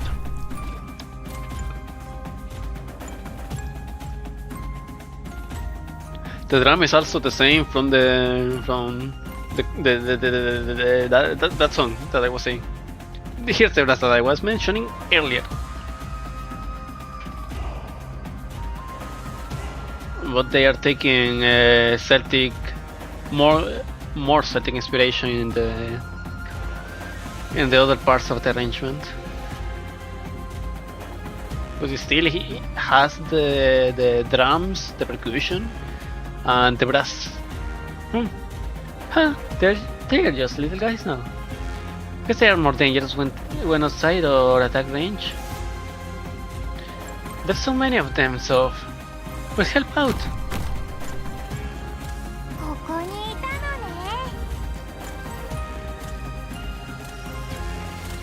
What?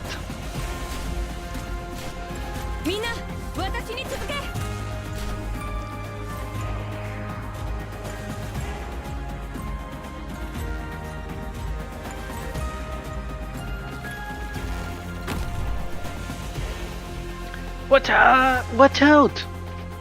Lava. Enemies over here, too. Leave them to me.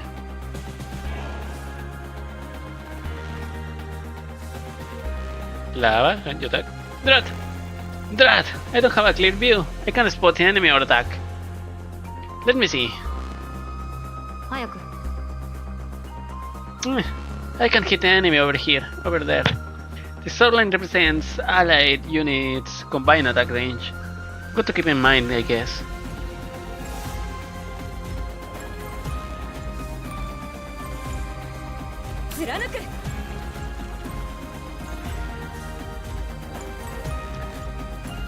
Secret. This is the middle.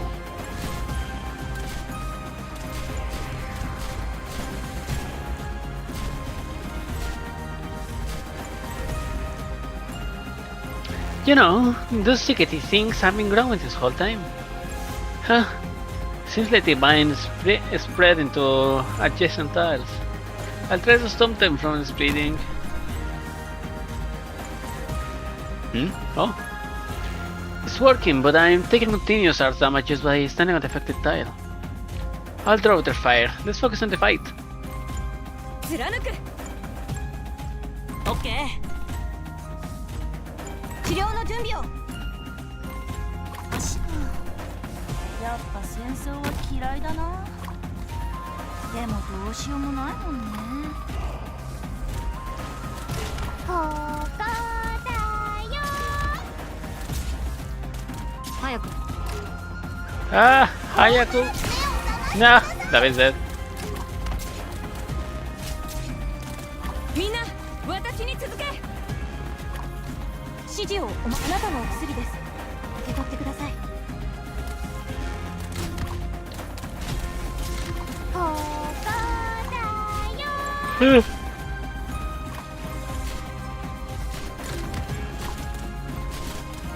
Okay.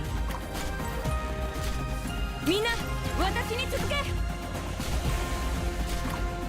こだよ。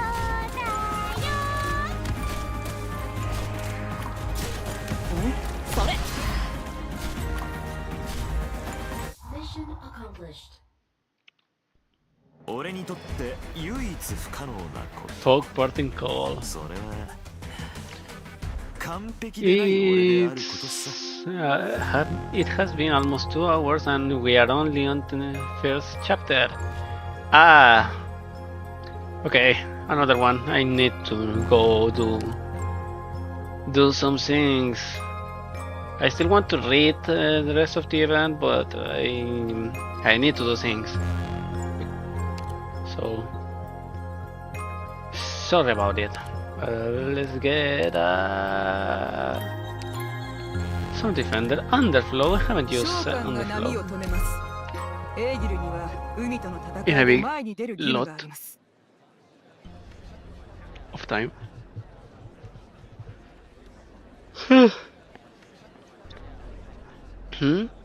Wow, there are so many people here. Sorry, please make way. Ah!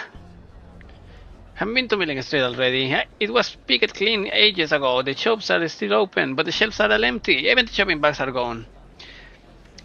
Kraman said they had stuff left here, so I ran 5 looks.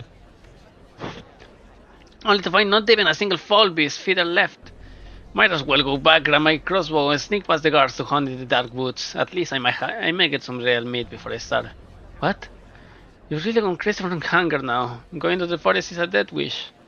And you're not crazy? Stop talking like you know anything. Who are you to say I don't know anything? The grain store on Lagrange Street, Emma's place, you know about it. Haven't had a chance to check it out yet. What of it? I went there, I had a look. There's no grain left, but from what Emma says, it's all because of the bloody Victorians. The Victorian bastards have been blockading us since forever. This isn't new, so why act like it's a big shock? Because their spies have already infiltrated Nasoirse. Come again? When Emma went to visit the Act Plate, she saw the charred remains with her own eyes. Dowling is still investigating. Bloody hell! We should have struck back the Minotaur against Independence. You're right about one thing though. You should go get your crossbow, not to hunt, but to rout out the traitors. Of course, if I caught them, I wouldn't let them off that easy. A quick death is good for them. I guess the store have been cut off from the supply of grain. I boiled a few potatoes for coolant, but is it enough? There are too many people here. I'll take another route. Lots of them are armed too. Are they planning to hunt down Victorian spies? But there's no grain left in the city. What does that have to do with the Victorians? But I'll be fine. I'm Mr. Cullen's apprentice. Everyone knows that. Don't be afraid, Theo. No one will hurt you. Theo crouches down and squeezes through the crowd, making his way to the opposite corner of the street. He nimbly slips through a dark, narrow passage and emerges on the other side of a brick wall. The noise of the crowd gradually fades from his ears. See, no one gave me trouble. Mr. Cullen must still be busy with the dragon sculpture. Well, dragon sculpture. By the time he notices what's going on around him, all the stores will be empty. I need to help him.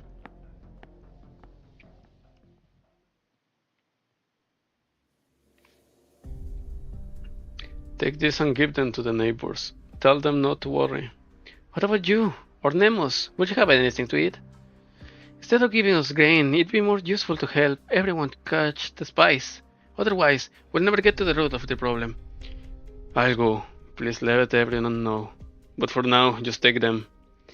Nemos stands with the leader, so it's only natural to endure a little hardship for everyone's sake. Alright then, thank you. Hey, Kulan, must you have more on where that came from, right? Besides, how do you know we've been running out of grains? Did Nemo tip you off on advance, or what did you say, Rory? I don't want any. Fine. How do I know you or Nemo are in spies? You have both been raising that Victorian boy together. Get out. What? Did I hit a nerve? Am I right? Are you really? Kulan, I heard you're distributing grain. Impeccable timing, so where is it? Everything that left is right here. Don't change the subject, you still haven't answered me. I said everything I had to say. If you feel those potatoes will dirty your hands, then give them to someone else. Why you? Do you want them or not, Rory? If not, then let me have them. There are plenty of hungry bellies to feed, don't be ungrateful. Now give them here. Why should I? You don't want them, right? So give them to me. Fat chance. Ah! The potatoes in the bag were very small. No one had to use a oval shape. My arm! My god, he's bleeding! How could you turn a blade on a fellow Terran, Rory? Hi. Drop the sword. Don't make me use my hammer on you. You're the only one we can count on, Kulan. Something's been off about Rory lately. I'll follow him a bit to check up on him. He's been out of sorts ever since his antique collection got burned in the war.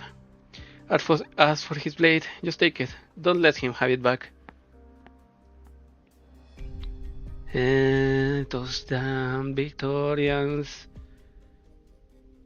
They are instigating distrust against each other. Kulan, the one isn't too deep. Come here, I'll stop the bleeding. As for the grains, I'll have Nemo think of a solution when she gets back. I know. Ow, I know. You're giving away everything you have. But you know, you're not as scared as you look. Ow! Don't talk. Save your energy. I might have some cornmeal left at home. Let me check. You can't have it, then I'll walk you home.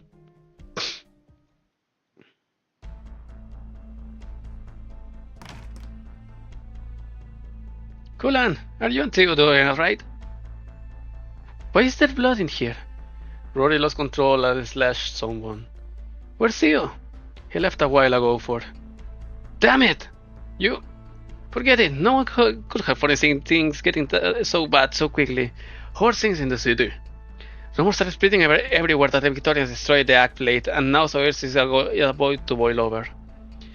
I know no one dared to go after Theo after you stood up for him, so you felt safe letting him run around. But this time he's different. Have to go find him. You have time for that? Are you making this that he only needs to be finished before Samhain? There's still a little time left. Damn it! Damn it! I'll worry about Theo. Just focus on your work. Okay.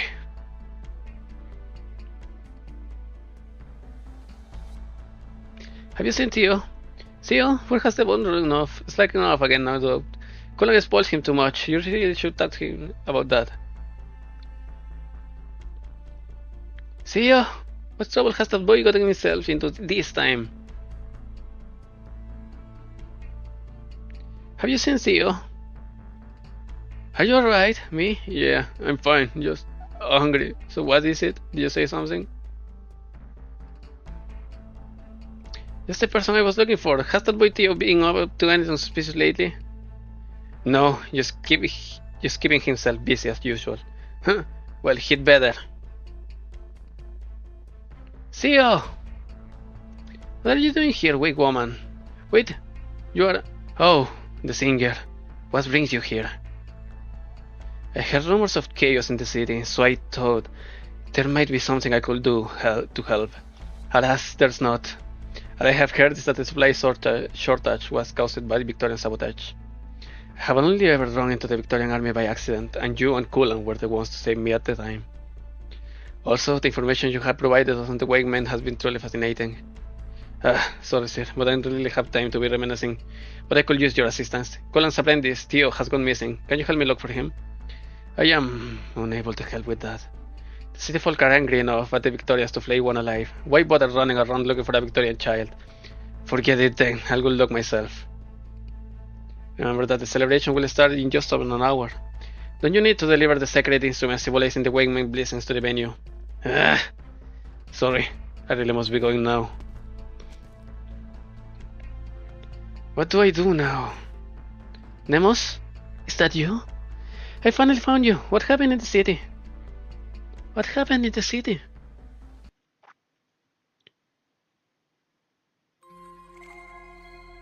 道を塞ぐものは私が焼き払う。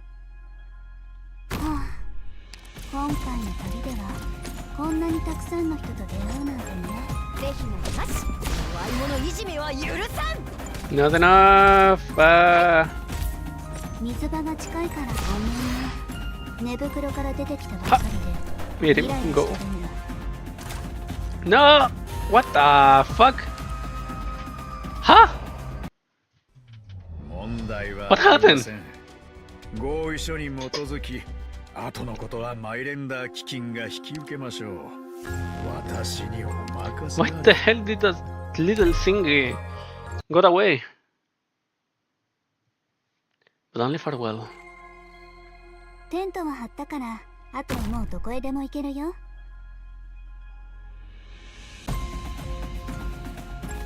どう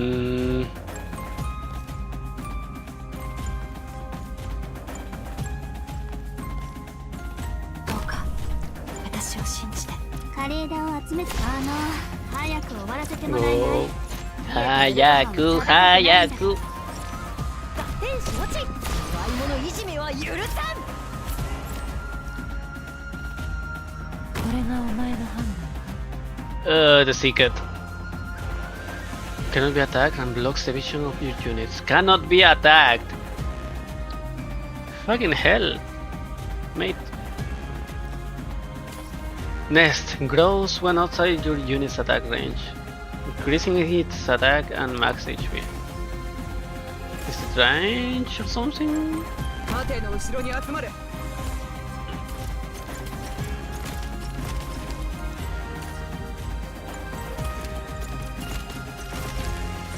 枯れ枝を集めて最悪のタイミングで来ちゃったね。まあせっかくの若者に。手強そうな相手だ。給料を2倍にしてもらわないとな。Oh, block one. Then why the fuck? Oh, it's growing. That egg is growing. 我が炎に温度。 That egg is growing. It's going to burst.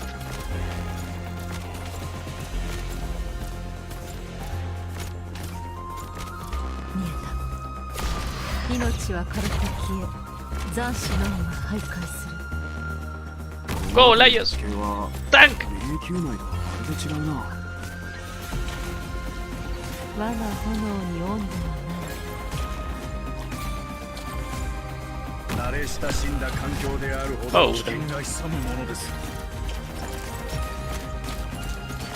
戦闘準備身をこなす苦しみはほんのおしゃべりしてる余裕なんかあんの？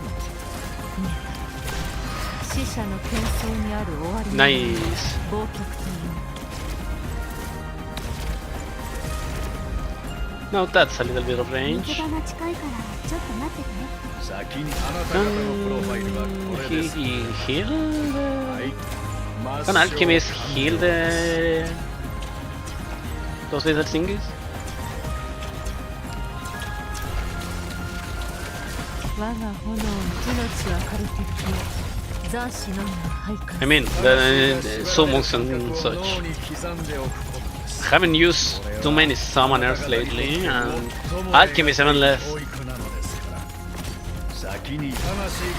So I have no idea. 指先で触れるだけで、その意志は泥人形のようにひしゃげるだろう。924 and low HP.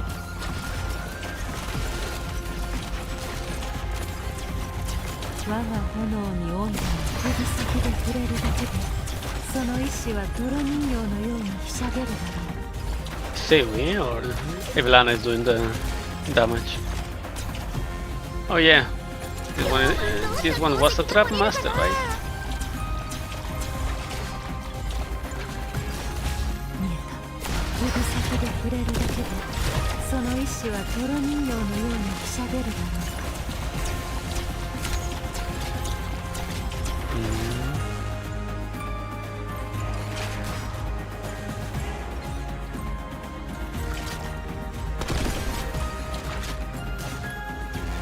Okay. Okay, I see. One more. Or at least this story part. I have checked every inhabited street and found no sign of Theo anywhere. All I saw were the flames of the townsfolk growing even stronger, as if a sudden gale had swept through. What's more, everyone just seems used to it at this point. Getting rid of the flames would only terrify them. They'd only have numbness in their body. Does this mean it's too late for the people of Nassau, Irsi? No, I can't think that way. My first priority is to find Theo. I should go find that nomad named Bridget, the one Nemos mentioned. But would anyone really be willing to pitch a tent outside the city just because they can't get into the dark woods? Walk along the right side of the guard post and then wade through the creek. Ah, I think this is it. A girl with blonde hair, tall, yet agile. This must be the Bridget Nemos mentioned. You know me? No, I don't believe we have met before. Nemos asked me to come find you. My name is Reed. You... Bridget leans in slightly and twitches her nose twice, but does not otherwise react. Luxini takes this to be the way the nomads greet each other. You're not the red dragon from the city. What? I'm not a red dragon at all, I'm just... You're not the one from the city, you're a different one. A second dragon returning to the city, just like the old stories. And you can tell with a single sniff? Sure can, your flames smell different. But that's none of my business. What can I do for you, Red? Theo's gone missing. Nemos told me you might have an idea where he is. I've heard you often chat with him when you're in town. He's missing? He went out this morning and never came home, and the city is in chaos today. We searched all over Nassau, but Nemos and I, but there was no sign of him anywhere. I saw him just before I left the city. He was doing fine. No, I can say he was fine. Anyhow, I went to the citadel after that, then left town. Haven't seen him since. Where the heck could he be? Please, I don't want another dead child in my stories. I suffered enough with the girls online in the Exilium event. Ah, Theo! You can knock him out and carry him back with me when I had the chance. Say something, Theo. This time you're coming with me, you hear? Where are we, Bridget? This plague was dragged out during the war, supposedly to appease some noble or other. But when they brought it back, it was left like this, barely clinging onto Nassau, and no one's bothered fixing it up. Theo always hides out when he's feeling wronged. Could he have left the city? I have only seen one person leaving the gates. Emma from Lagrange Street. Theo sure wasn't with her.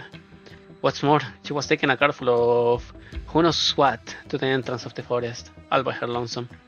She met up with someone there and took the goods, and she came back by herself. And she didn't notice you. The city folk don't see too well, or hear, or smell. Besides, it was pretty far from her. So she delivered a large shipment and returned by herself. Where did all those goods come from? What does this Emma do for a living? Runs a grain shop. I have delivered a letter to her before. So a shopkeeper left the city and now keep close at home. Seeing how this is the only lead we have, we should hurry over to Lagrange Street.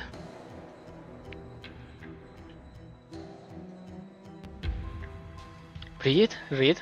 Hello, you wouldn't happen to have seen Theo around, would you? Theo? Didn't Nemo send you to find him? That's right. Nope, haven't seen him.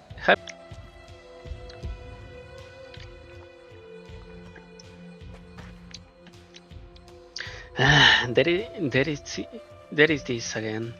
That cold burnt smell. It's been anywhere now so early lately. I can't stand it. I've been meaning to ask. You are able to smell purple flames? Yeah. The scorched stench of the red dragon's flames. Lately, even the city folk have been reeking of it. It's not just the smell, the fire itself has spread to them. What?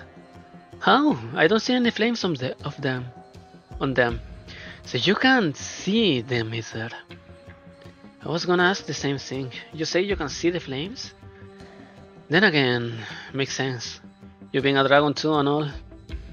The city folk live so close to the other one.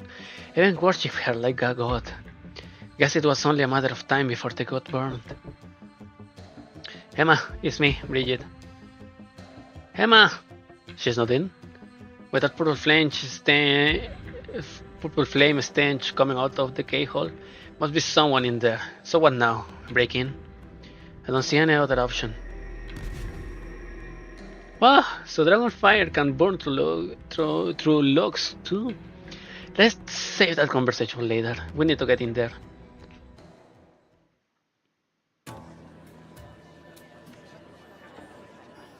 Here, officer. Have a drink. We may not have a proper feast, but there's more than enough booze to go around. Cheers. What? The cruel officer. Oh, if it isn't a resident wake woman, the leader invited you to. I'm here to present the sacred instrument to the Red Dragon on behalf of the wake men. Oh, offerings from the wake men. Let's see what you got. A whistle. And what else? Samhain is almost upon us. The wake men do not have much left to offer. This is all they could spare. That's it? My sincerest apologies. Weren't you the one swearing to us you'd bring in those ritual doodads to give this celebration the dignity it deserves? I'm sorry, I didn't think it through. Who cares? It wasn't Nemo's idea anyway. I was against it from the start. What's so suspicious about the offerings from people who deal with ghosts and corpses all day? We should be glad they only gave us a whistle. Of course you take her side, she saved her life. But we can just laugh this off. Tell us, wake woman, how do you plan to take responsibility for this? Quiet! This was not solely her responsibility. If you truly wish to hold the wake men accountable for disrespecting the leader, we can revisit the matter later. Set aside the matter of the ritual objects for now. The leader sent me ahead to make sure everyone is enjoying themselves. These are difficult times, so we're keeping things simple. There will be no feast for the ceremony, but feel free to go and relax until she arrives. Not you, wake woman. I expect you to provide Her Highness an explanation for your failure.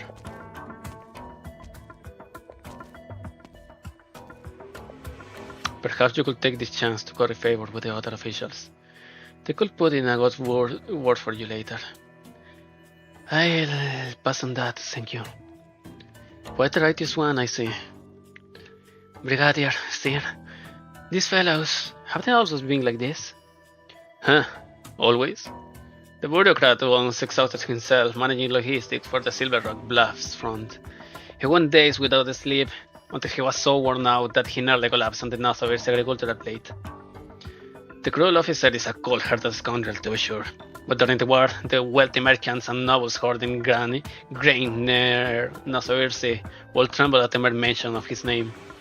The tortured I've seen take pleasure in others wailing and screaming, but I have also seen him charge into the enemy ranks like a rabid dust beast. Now tough, had Her Highness not bettered it, they'd probably be enjoying a lavish banquet right now, even with the city as it is.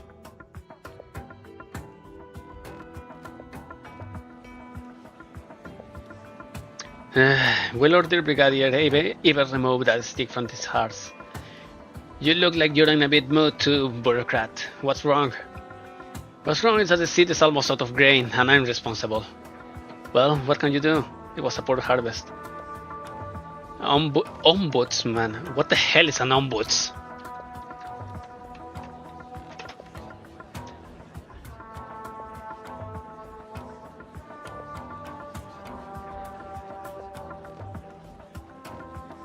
Wikipedia says Defensor del Pueblo. A government employee who investigates and tries to resolve complaints, usually through recommendations or mediation. They are usually appointed by the government or by parliament. Okay. Besides, didn't I tell you to pin it on the Victorians? That Emma girl said exactly what you told her to, and the townsfolk took the bait, so what's the problem? Even if there's a famine, these people treat the leader like a god. They'd never turn on us, never. Or are you afraid Emma will spill the beans? No, she's been on an edge since she got back, but she follows instructions to the letter. I'm not worried about that. What worries me is the merchant who met with her. There's been no word from him. Normally we'd have heard something by this morning. So there's a little delay. What's the big deal? What are you two muttering about over there?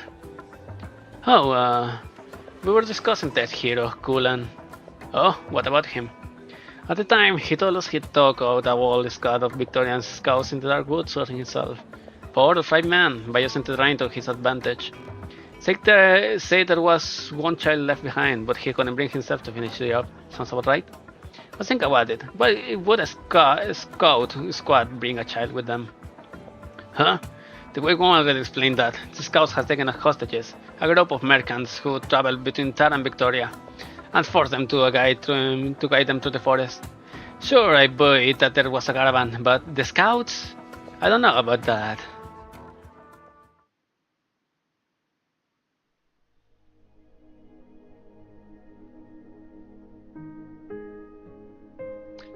About the scouts? I don't know about that. Straws getting dry, and the writer grabbed his mug only to find it's devoid of beer. I'll go get you some more. The mysterious woman stands up and heads to the bar. The writer leans back in his chair. As has been his habit for many years, he sets about planning how to make the next part of his story captivating. However, as he thinks it through, a sudden tightness grips his heart. Even if this woman is also a survivor, and even if she knows a thing or two about what happened, he cannot simply lay everything out there like he has been, at least not for this next part. He begs to know what she would have to say about it. This is just a story, a shadow cast on the wall, not the fire itself. A storyteller must always remember this, or they will find themselves consumed by the flames. Here you are, your beer. Thank you kindly. Now, where were we? The taverner's ugliness at the celebration banquet. Oh, right. Well done, the true star of the party is about to make her entrance.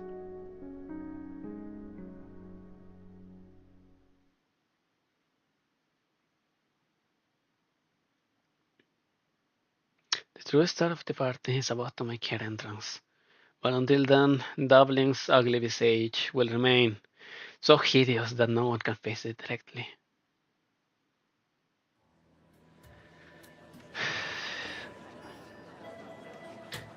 Well, what is it? Is there something crawling on my head? It may be freezing here now, so you'll see, but at least there are still bugs. Don't move, I grab it. Wait. The banquet hall suddenly quiets down. Everyone is staring at the bureaucrat's head. where the beetle is perched. A solid gold beetle. Huh? One of the decorations fell down. Go on, put it back. The officer removes the gold beetle from the bureaucrat's head and places it on his palm. The bureaucrat lets out a sigh of relief. He's about to place the beetle back on its original spot when it flutters its diamond-encrusted wings, flies a short distance towards the door, and lands in the center of the hall. He takes a few steps forward, and the beetle, attempting him, crawls a little further ahead. Such enthusiasm, Mr. Bureaucrat. Your Highness? I just wanted to catch this striped beetle for you. Of course, why would I blame you for that? Alright then. By the way, about the sacred instrument I reported to you about. A trifling matter. What is truly important is that my faithful servants be rewarded for this victory. Evelana picks up the beetle from the ground and flattens her palm. The beetle buzzes as it flies towards the door. That was a nasty fucking sound. I hate the sounds of anything smaller than a pigeon flying. Fuck. That was awful. The beetle buzzes as it flies toward the door. Ladies and gentlemen, we are in the very hall where the treasures of the ancient King Gale were once displayed. The furnishing had all been looted by the Victorians, as they are wont to do, but we have finally returned most of them to the rightful places. The beetle you were chasing was awarded personally to a capable official. He was praised for his tireless work in gathering every last grain of the harvest and storing it in the treasury. And now you're worthy of the same. Without you, our army would likely have collapsed from hunger 100 times over. Go chase it down, for it is yours. As long as it is willing to land on you, you will always have the right to collect our grain. Yes, thank you. Now then, Evelana scans the room. Some stare intently at the bureaucrat's back, wondering what rewards they will receive, while others cannot help but glance at the other treasures in the room. The sword that enforces the law, the cloud beast that listens to appeals, the note that records history, the crystal teardrops that symbolize compassion. It seems none of you can stand to wait any longer. How this then? Everyone feel free to do whatever in this room you desire. In an instant, it is as if all the treasures come to life, moving on their own. The cloud beast statue starts running, the crystals starts rolling, the knot begins to twist, and even the ceremonial sword, studded with Sargonian jewels, break free from its sand, hopping comically toward the door. Go, my servants. There are my rewards for your loyalty. It is unclear who takes the first step, but once he does, the tide is unstoppable. The crowd chases after the treasures, surging out the banquet hall.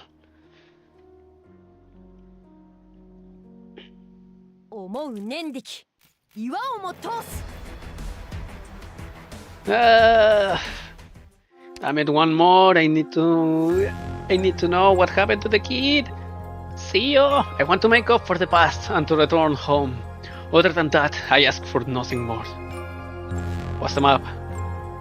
Fuck in hell.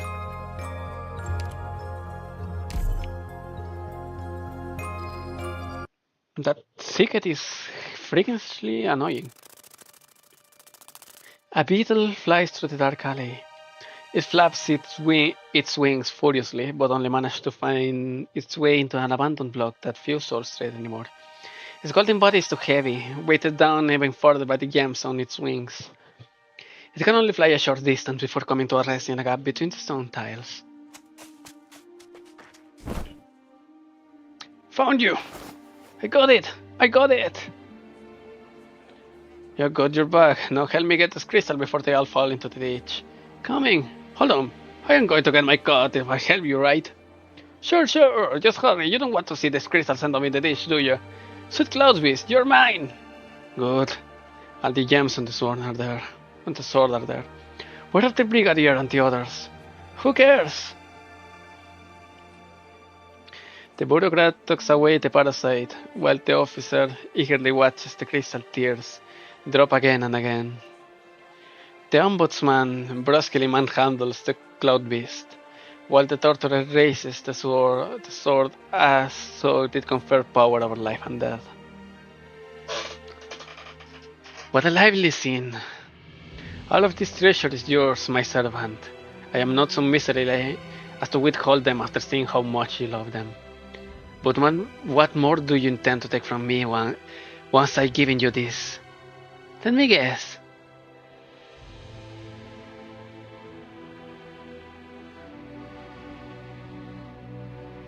A path appears at the end of the alley, and ever more shiny baubles rush towards it. There is no time to water with what is already in their hands. They scramble for treasure on the ground, stuffing it into their pockets, carrying it on their backs and rushing towards the next shiny piece before even standing back up from the last one. None of them care where the path leads. Going to do solos tomorrow. It's high time I treated myself to something nice. Squeeze this country bumpkins in Nassau ears a little more. Don't forget my share. Can't wait for the townsfolk to send me some Victorian spice. My, after far more than just wealth, aren't we? A life of luxury, a high status, power over life and death, you want it all. I have nothing against being true to your desires. And what you desire are things that I will not miss. Unfortunately, you happen to be my servants. Yet you seem far greedier than I. So goodbye. Go to where you belong. The treasures pave a shiny path where none existed, sending the madmen out of the lair and out onto the land. Towards whence the darkness came, the gaping mouth of the dark woods.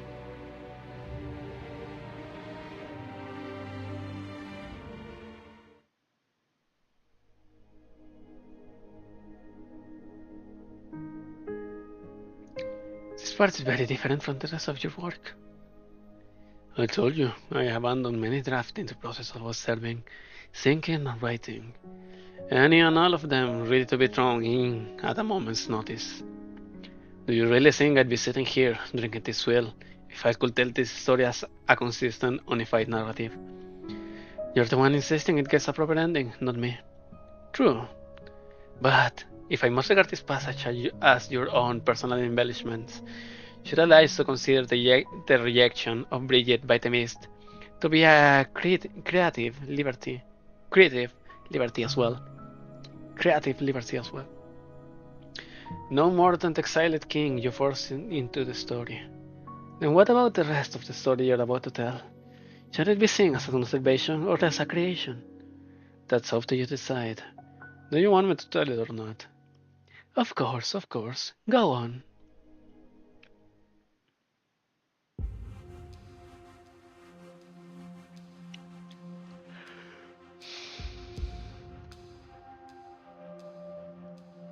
So what was wrong with Emma?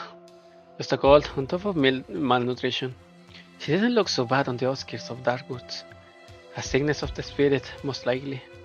Iron for the statue needed to be collected from door to door. People won't even turn on their lamps to save fuel, never mind food.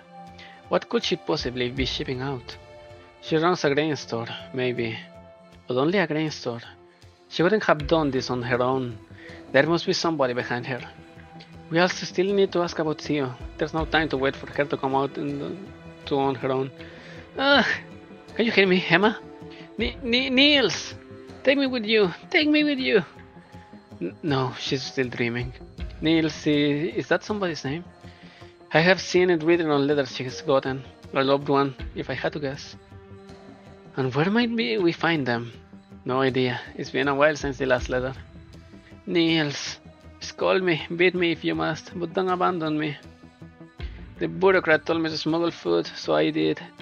What meaning is there in a life without you? What point is there in being kind to others? The bureaucrat. Dublin. There's so much food in the city. A single card won't make a difference.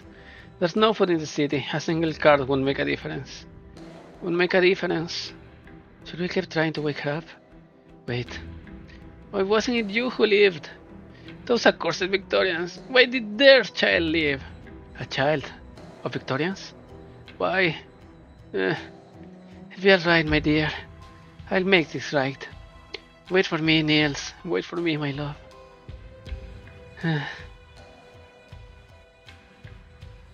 I can see you, my love. I can see you. Bye. Bye. The Victorians who killed you have been chased out. The last Victorian bastard died before my eyes. Niels. Sweet feels Emma favorite brow. Tormented by nightmares, she instinctively grabs the sheets beneath her. But it does not stop her from trembling. The other two stand up at the same time.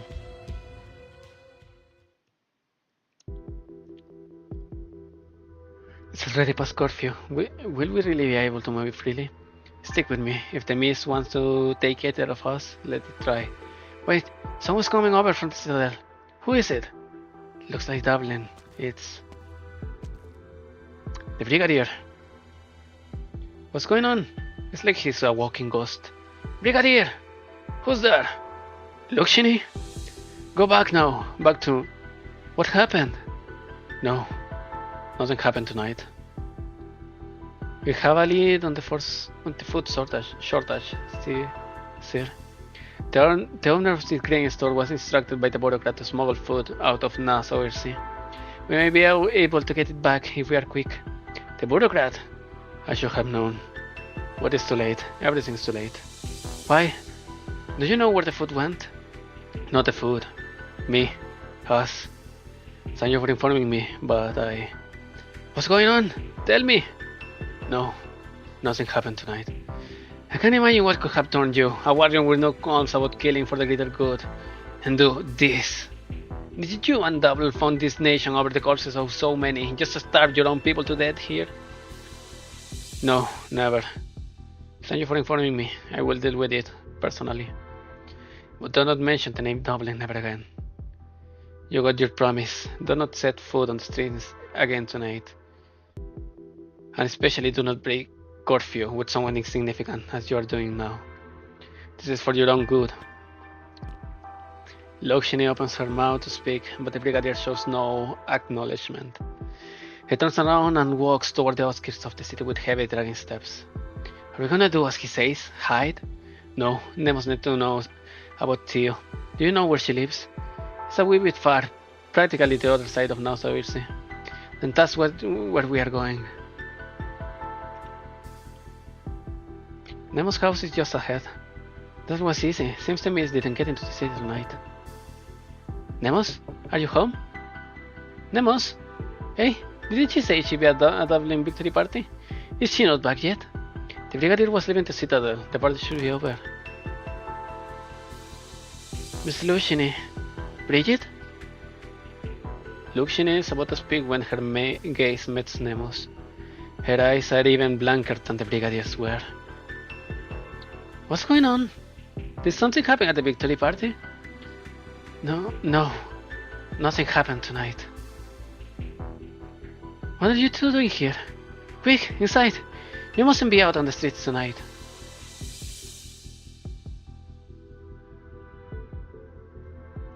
As Nemo's hurries Luciani and Bridget inside, the brigadier passes beyond the boundaries of Nassau Sea.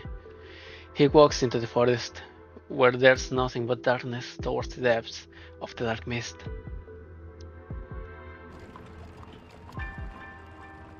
Then the food cars that had been smuggled out of Nassau Sea slowly emerge from it. They will return to Nassau Sea agriculture's plate before dawn.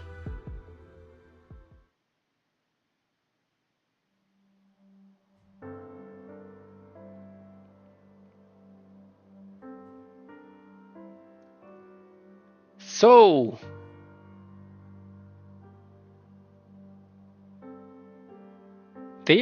those are just manipulating tactics to make it seem like it's a food shortage, and then appearing with the food without the food and saying we fixed Food shortage. Heroes as heroes.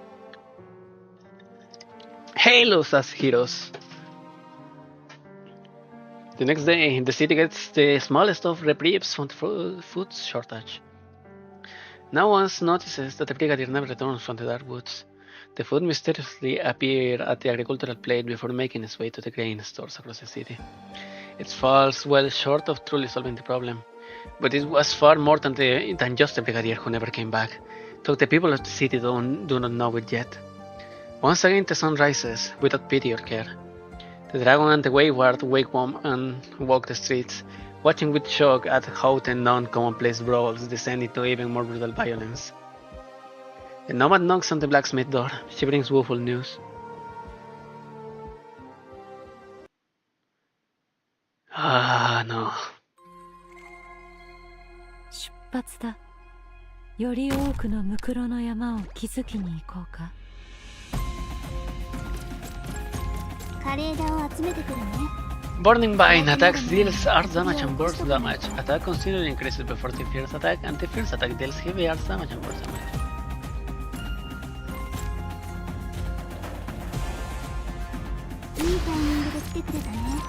Ah!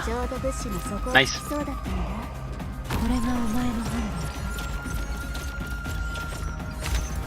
Nice. Ooh, they are on flames.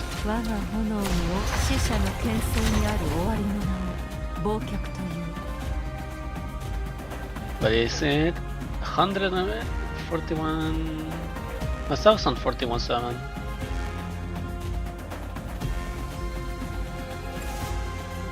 Okay, I see.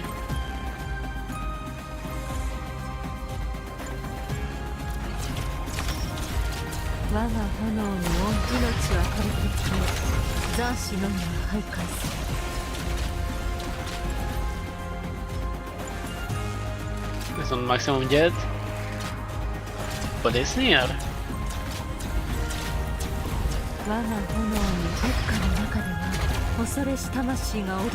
Ah, damn it. It didn't absorb it, right? Nope. What? What?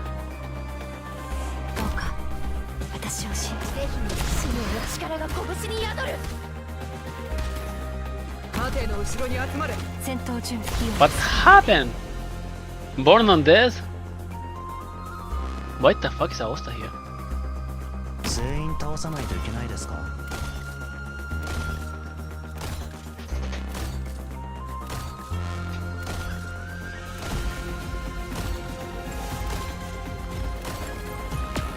No, Aosta is dead. 位置について相手が正規軍ではなく海巡隊でよかったな。はい。さっさと邪魔くさい奴らを追い払おうね。No, too much. Too many. 問題はありません。合意書に基づき、後のことはマイレンダー基金が引き受けましょう。私におま。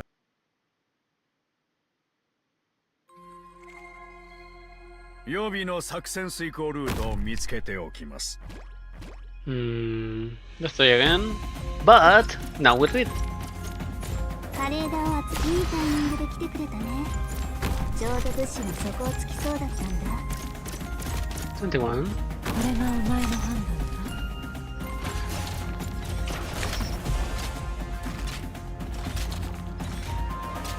君たちの命は烈火の中だな。恐れし魂が踊り狂うだろう。枯れ枝を集めてくるね。暗くなる前に焚き火を起こしとかないと。どこを目指す私は多分だ。見えた。我が炎に烈火の中では恐れし魂が踊り狂うだろう。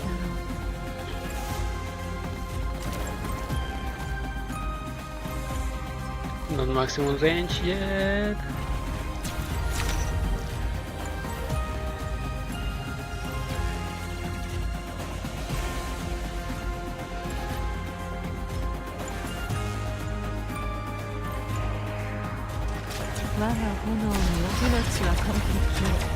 Oh, now it's maximum range.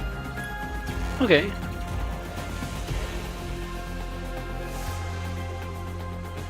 さっさと邪魔くさい奴らを追い払おうね。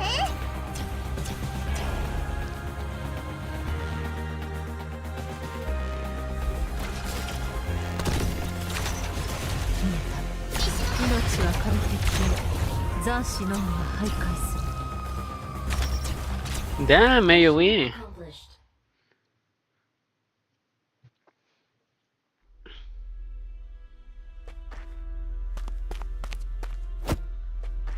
Ouch. The hell's wrong with you, Seo? You have eyes. Use them. Sorry, Mr. Rory. I was just hoping to try my luck over that Lagrange street to see if I could get some potatoes. Get lost. Sorry. Sorry.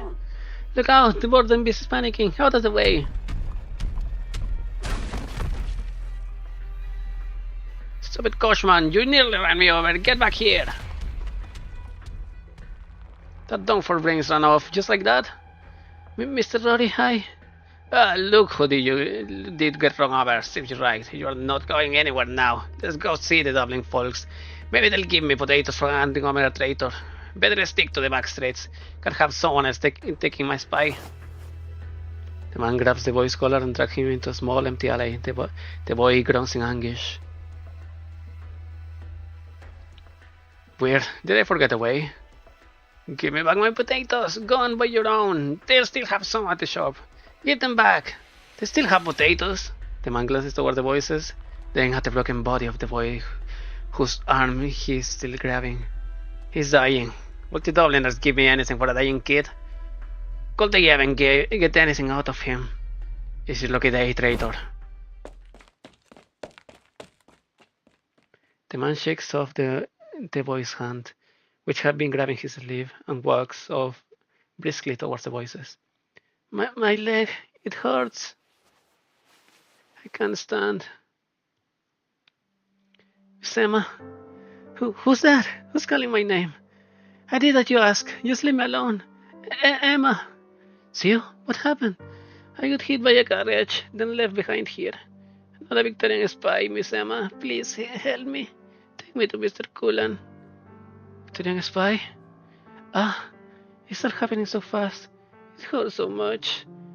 I know the Victorians did bad things. Nobody likes me. Nobody listens to me. Nobody wants to get close to me. But could you at least find Mr. Cullen? It hurts. It's so cold. When I grow up, I'll find the Victorians and take revenge for Mr. Niels. Maybe I had helped you, too. If Niels was the only one who died. Miss Emma? You know that Niels died in the war, but even more people died without ever seeing the battlefield. You Victorians block off the supply routes. You still are. So many people starve, including me, including the child Niels left behind. The child inside me. He starved to death because of you Victorians. Find someone else to get Cullen for you. They're all good people, unlike me. Very good people.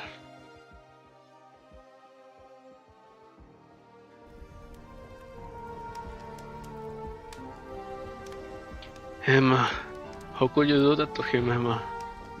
What could have changed you so much? I'm not defending her, Cullen, but she wasn't the only one there that day. No, she wasn't. Sorry, shouldn't have said that.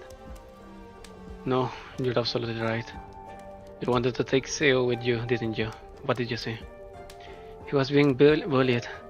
I'm not talking squabbles between kids, by adults. I intervened the first time I saw it. I thought it wouldn't happen again. But it did, a lot. I had a feeling he didn't belong here, that there was no place for him in Nassau-Irsey, but I never saw it. I understand. You should go. Cullen? I said I understand. You... I said I understand!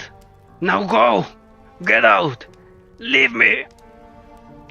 Leave me for a while. Please. I'm sorry. The blacksmith stands silent in the room. All is quiet save for the cackling of the fire. Seo, too many things have passed him by.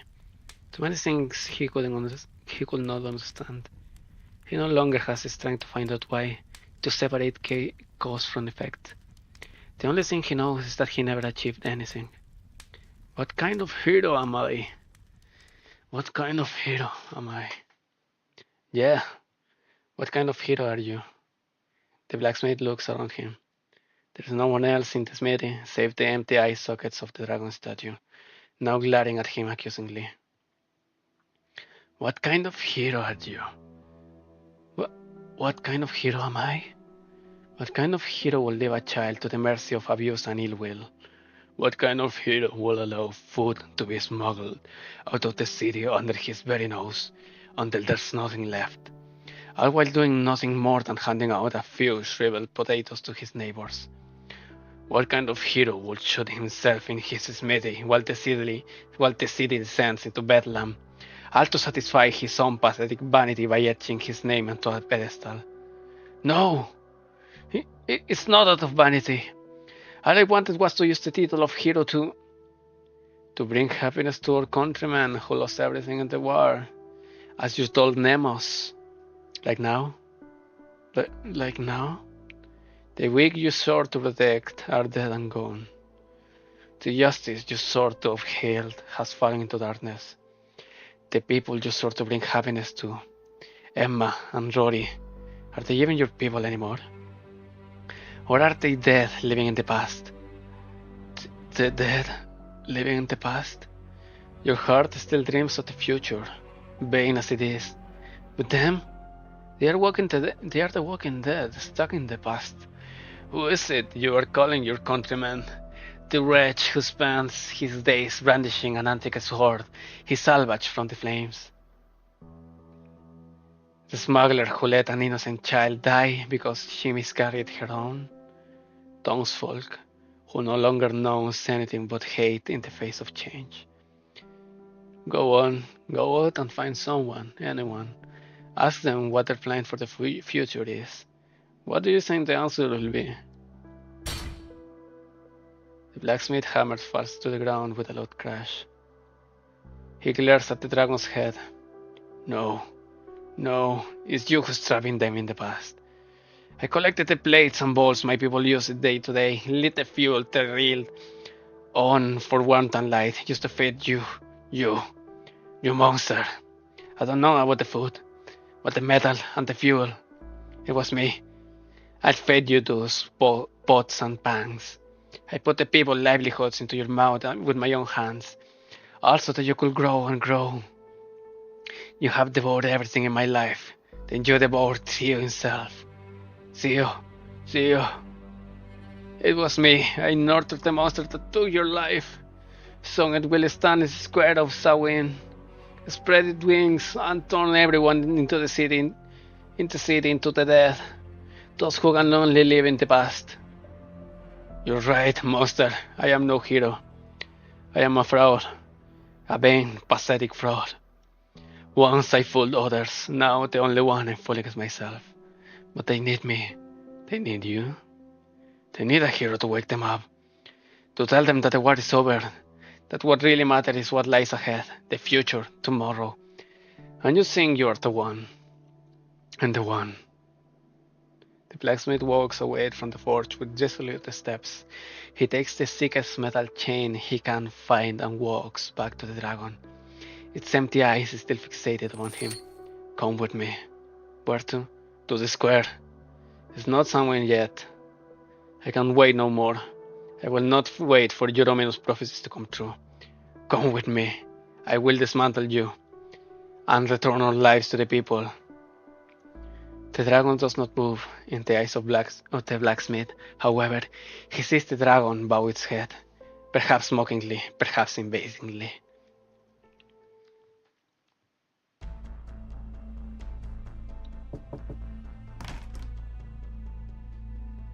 Reed, Nemos, I'm back. Colin is in a real bad place right now. You should go see him. How about on your end? What's going on in the city? People are still looking for the spies, Victorian spies. Are they of the rockers? Tana or Victorian, we're all human. We're gonna keep fighting to the death like this when the war's already over? Tell them, Nemos. The Elden Dublin made them go hungry and was punished by the Red Dragon. The foods now. Do not mention the word Dublin ever again, Bridget. The leader's orders. I only overheard whispers about the food at the victory party. No evidence, no trial. I don't even know how it got back. Besides, news about all those missing people hasn't spread at all. How am I supposed to explain it? It can't be reasoned with. We'll do this the hard way. What do you mean? When I came back, I told myself I would never be her shadow again. What if the true leader is refusing to show her face and take responsibility? Then I must step up, if only to count the people. What about Kulan? Everyone knows him as a hero. Things would be much simpler if he's willing to help. She'll still be at his meeting. I'll lead the way. As for you, Bridget, you should leave the city as soon as possible. Why? Well, if we and Kulan both fail, then the people will. I see. They don't much like me here, so I just get in the way. Is that it? I'm sorry, Bridget. That's not what I meant, but it's true. Don't worry. I'll try my luck in the dark woods. 6 times the charm.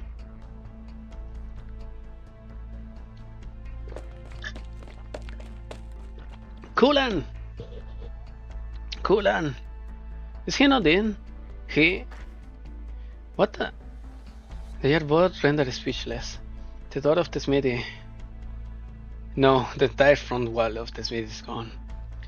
The wall, which was supposed to stay up until the statue was finished, is now a pile of rubble, visible through its a long trail leading to the square, along with tracks marks so broad they span almost the entire breadth of the road. Darkwoods Gardener medal. What's with the medals?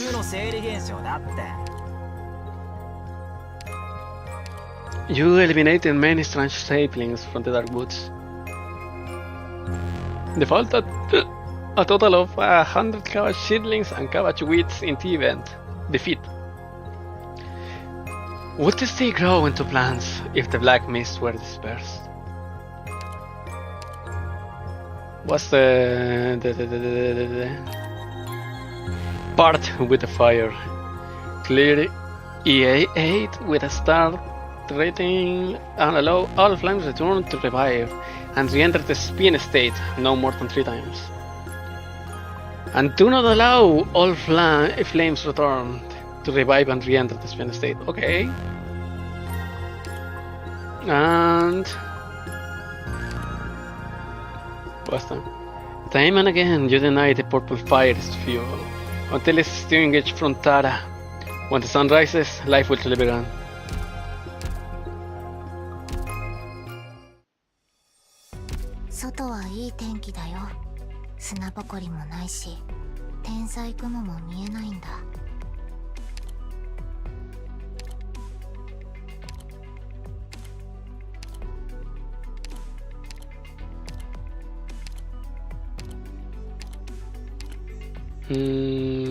Who should go? Volpisfoglia, I guess. Now, where is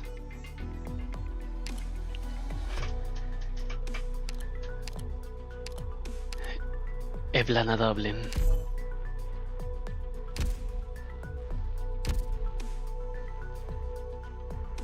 Wait, missed. Confirm.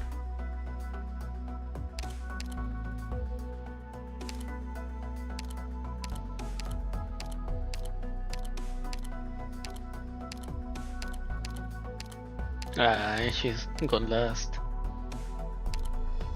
Oh, Blue Poison is last. Well, Evelana.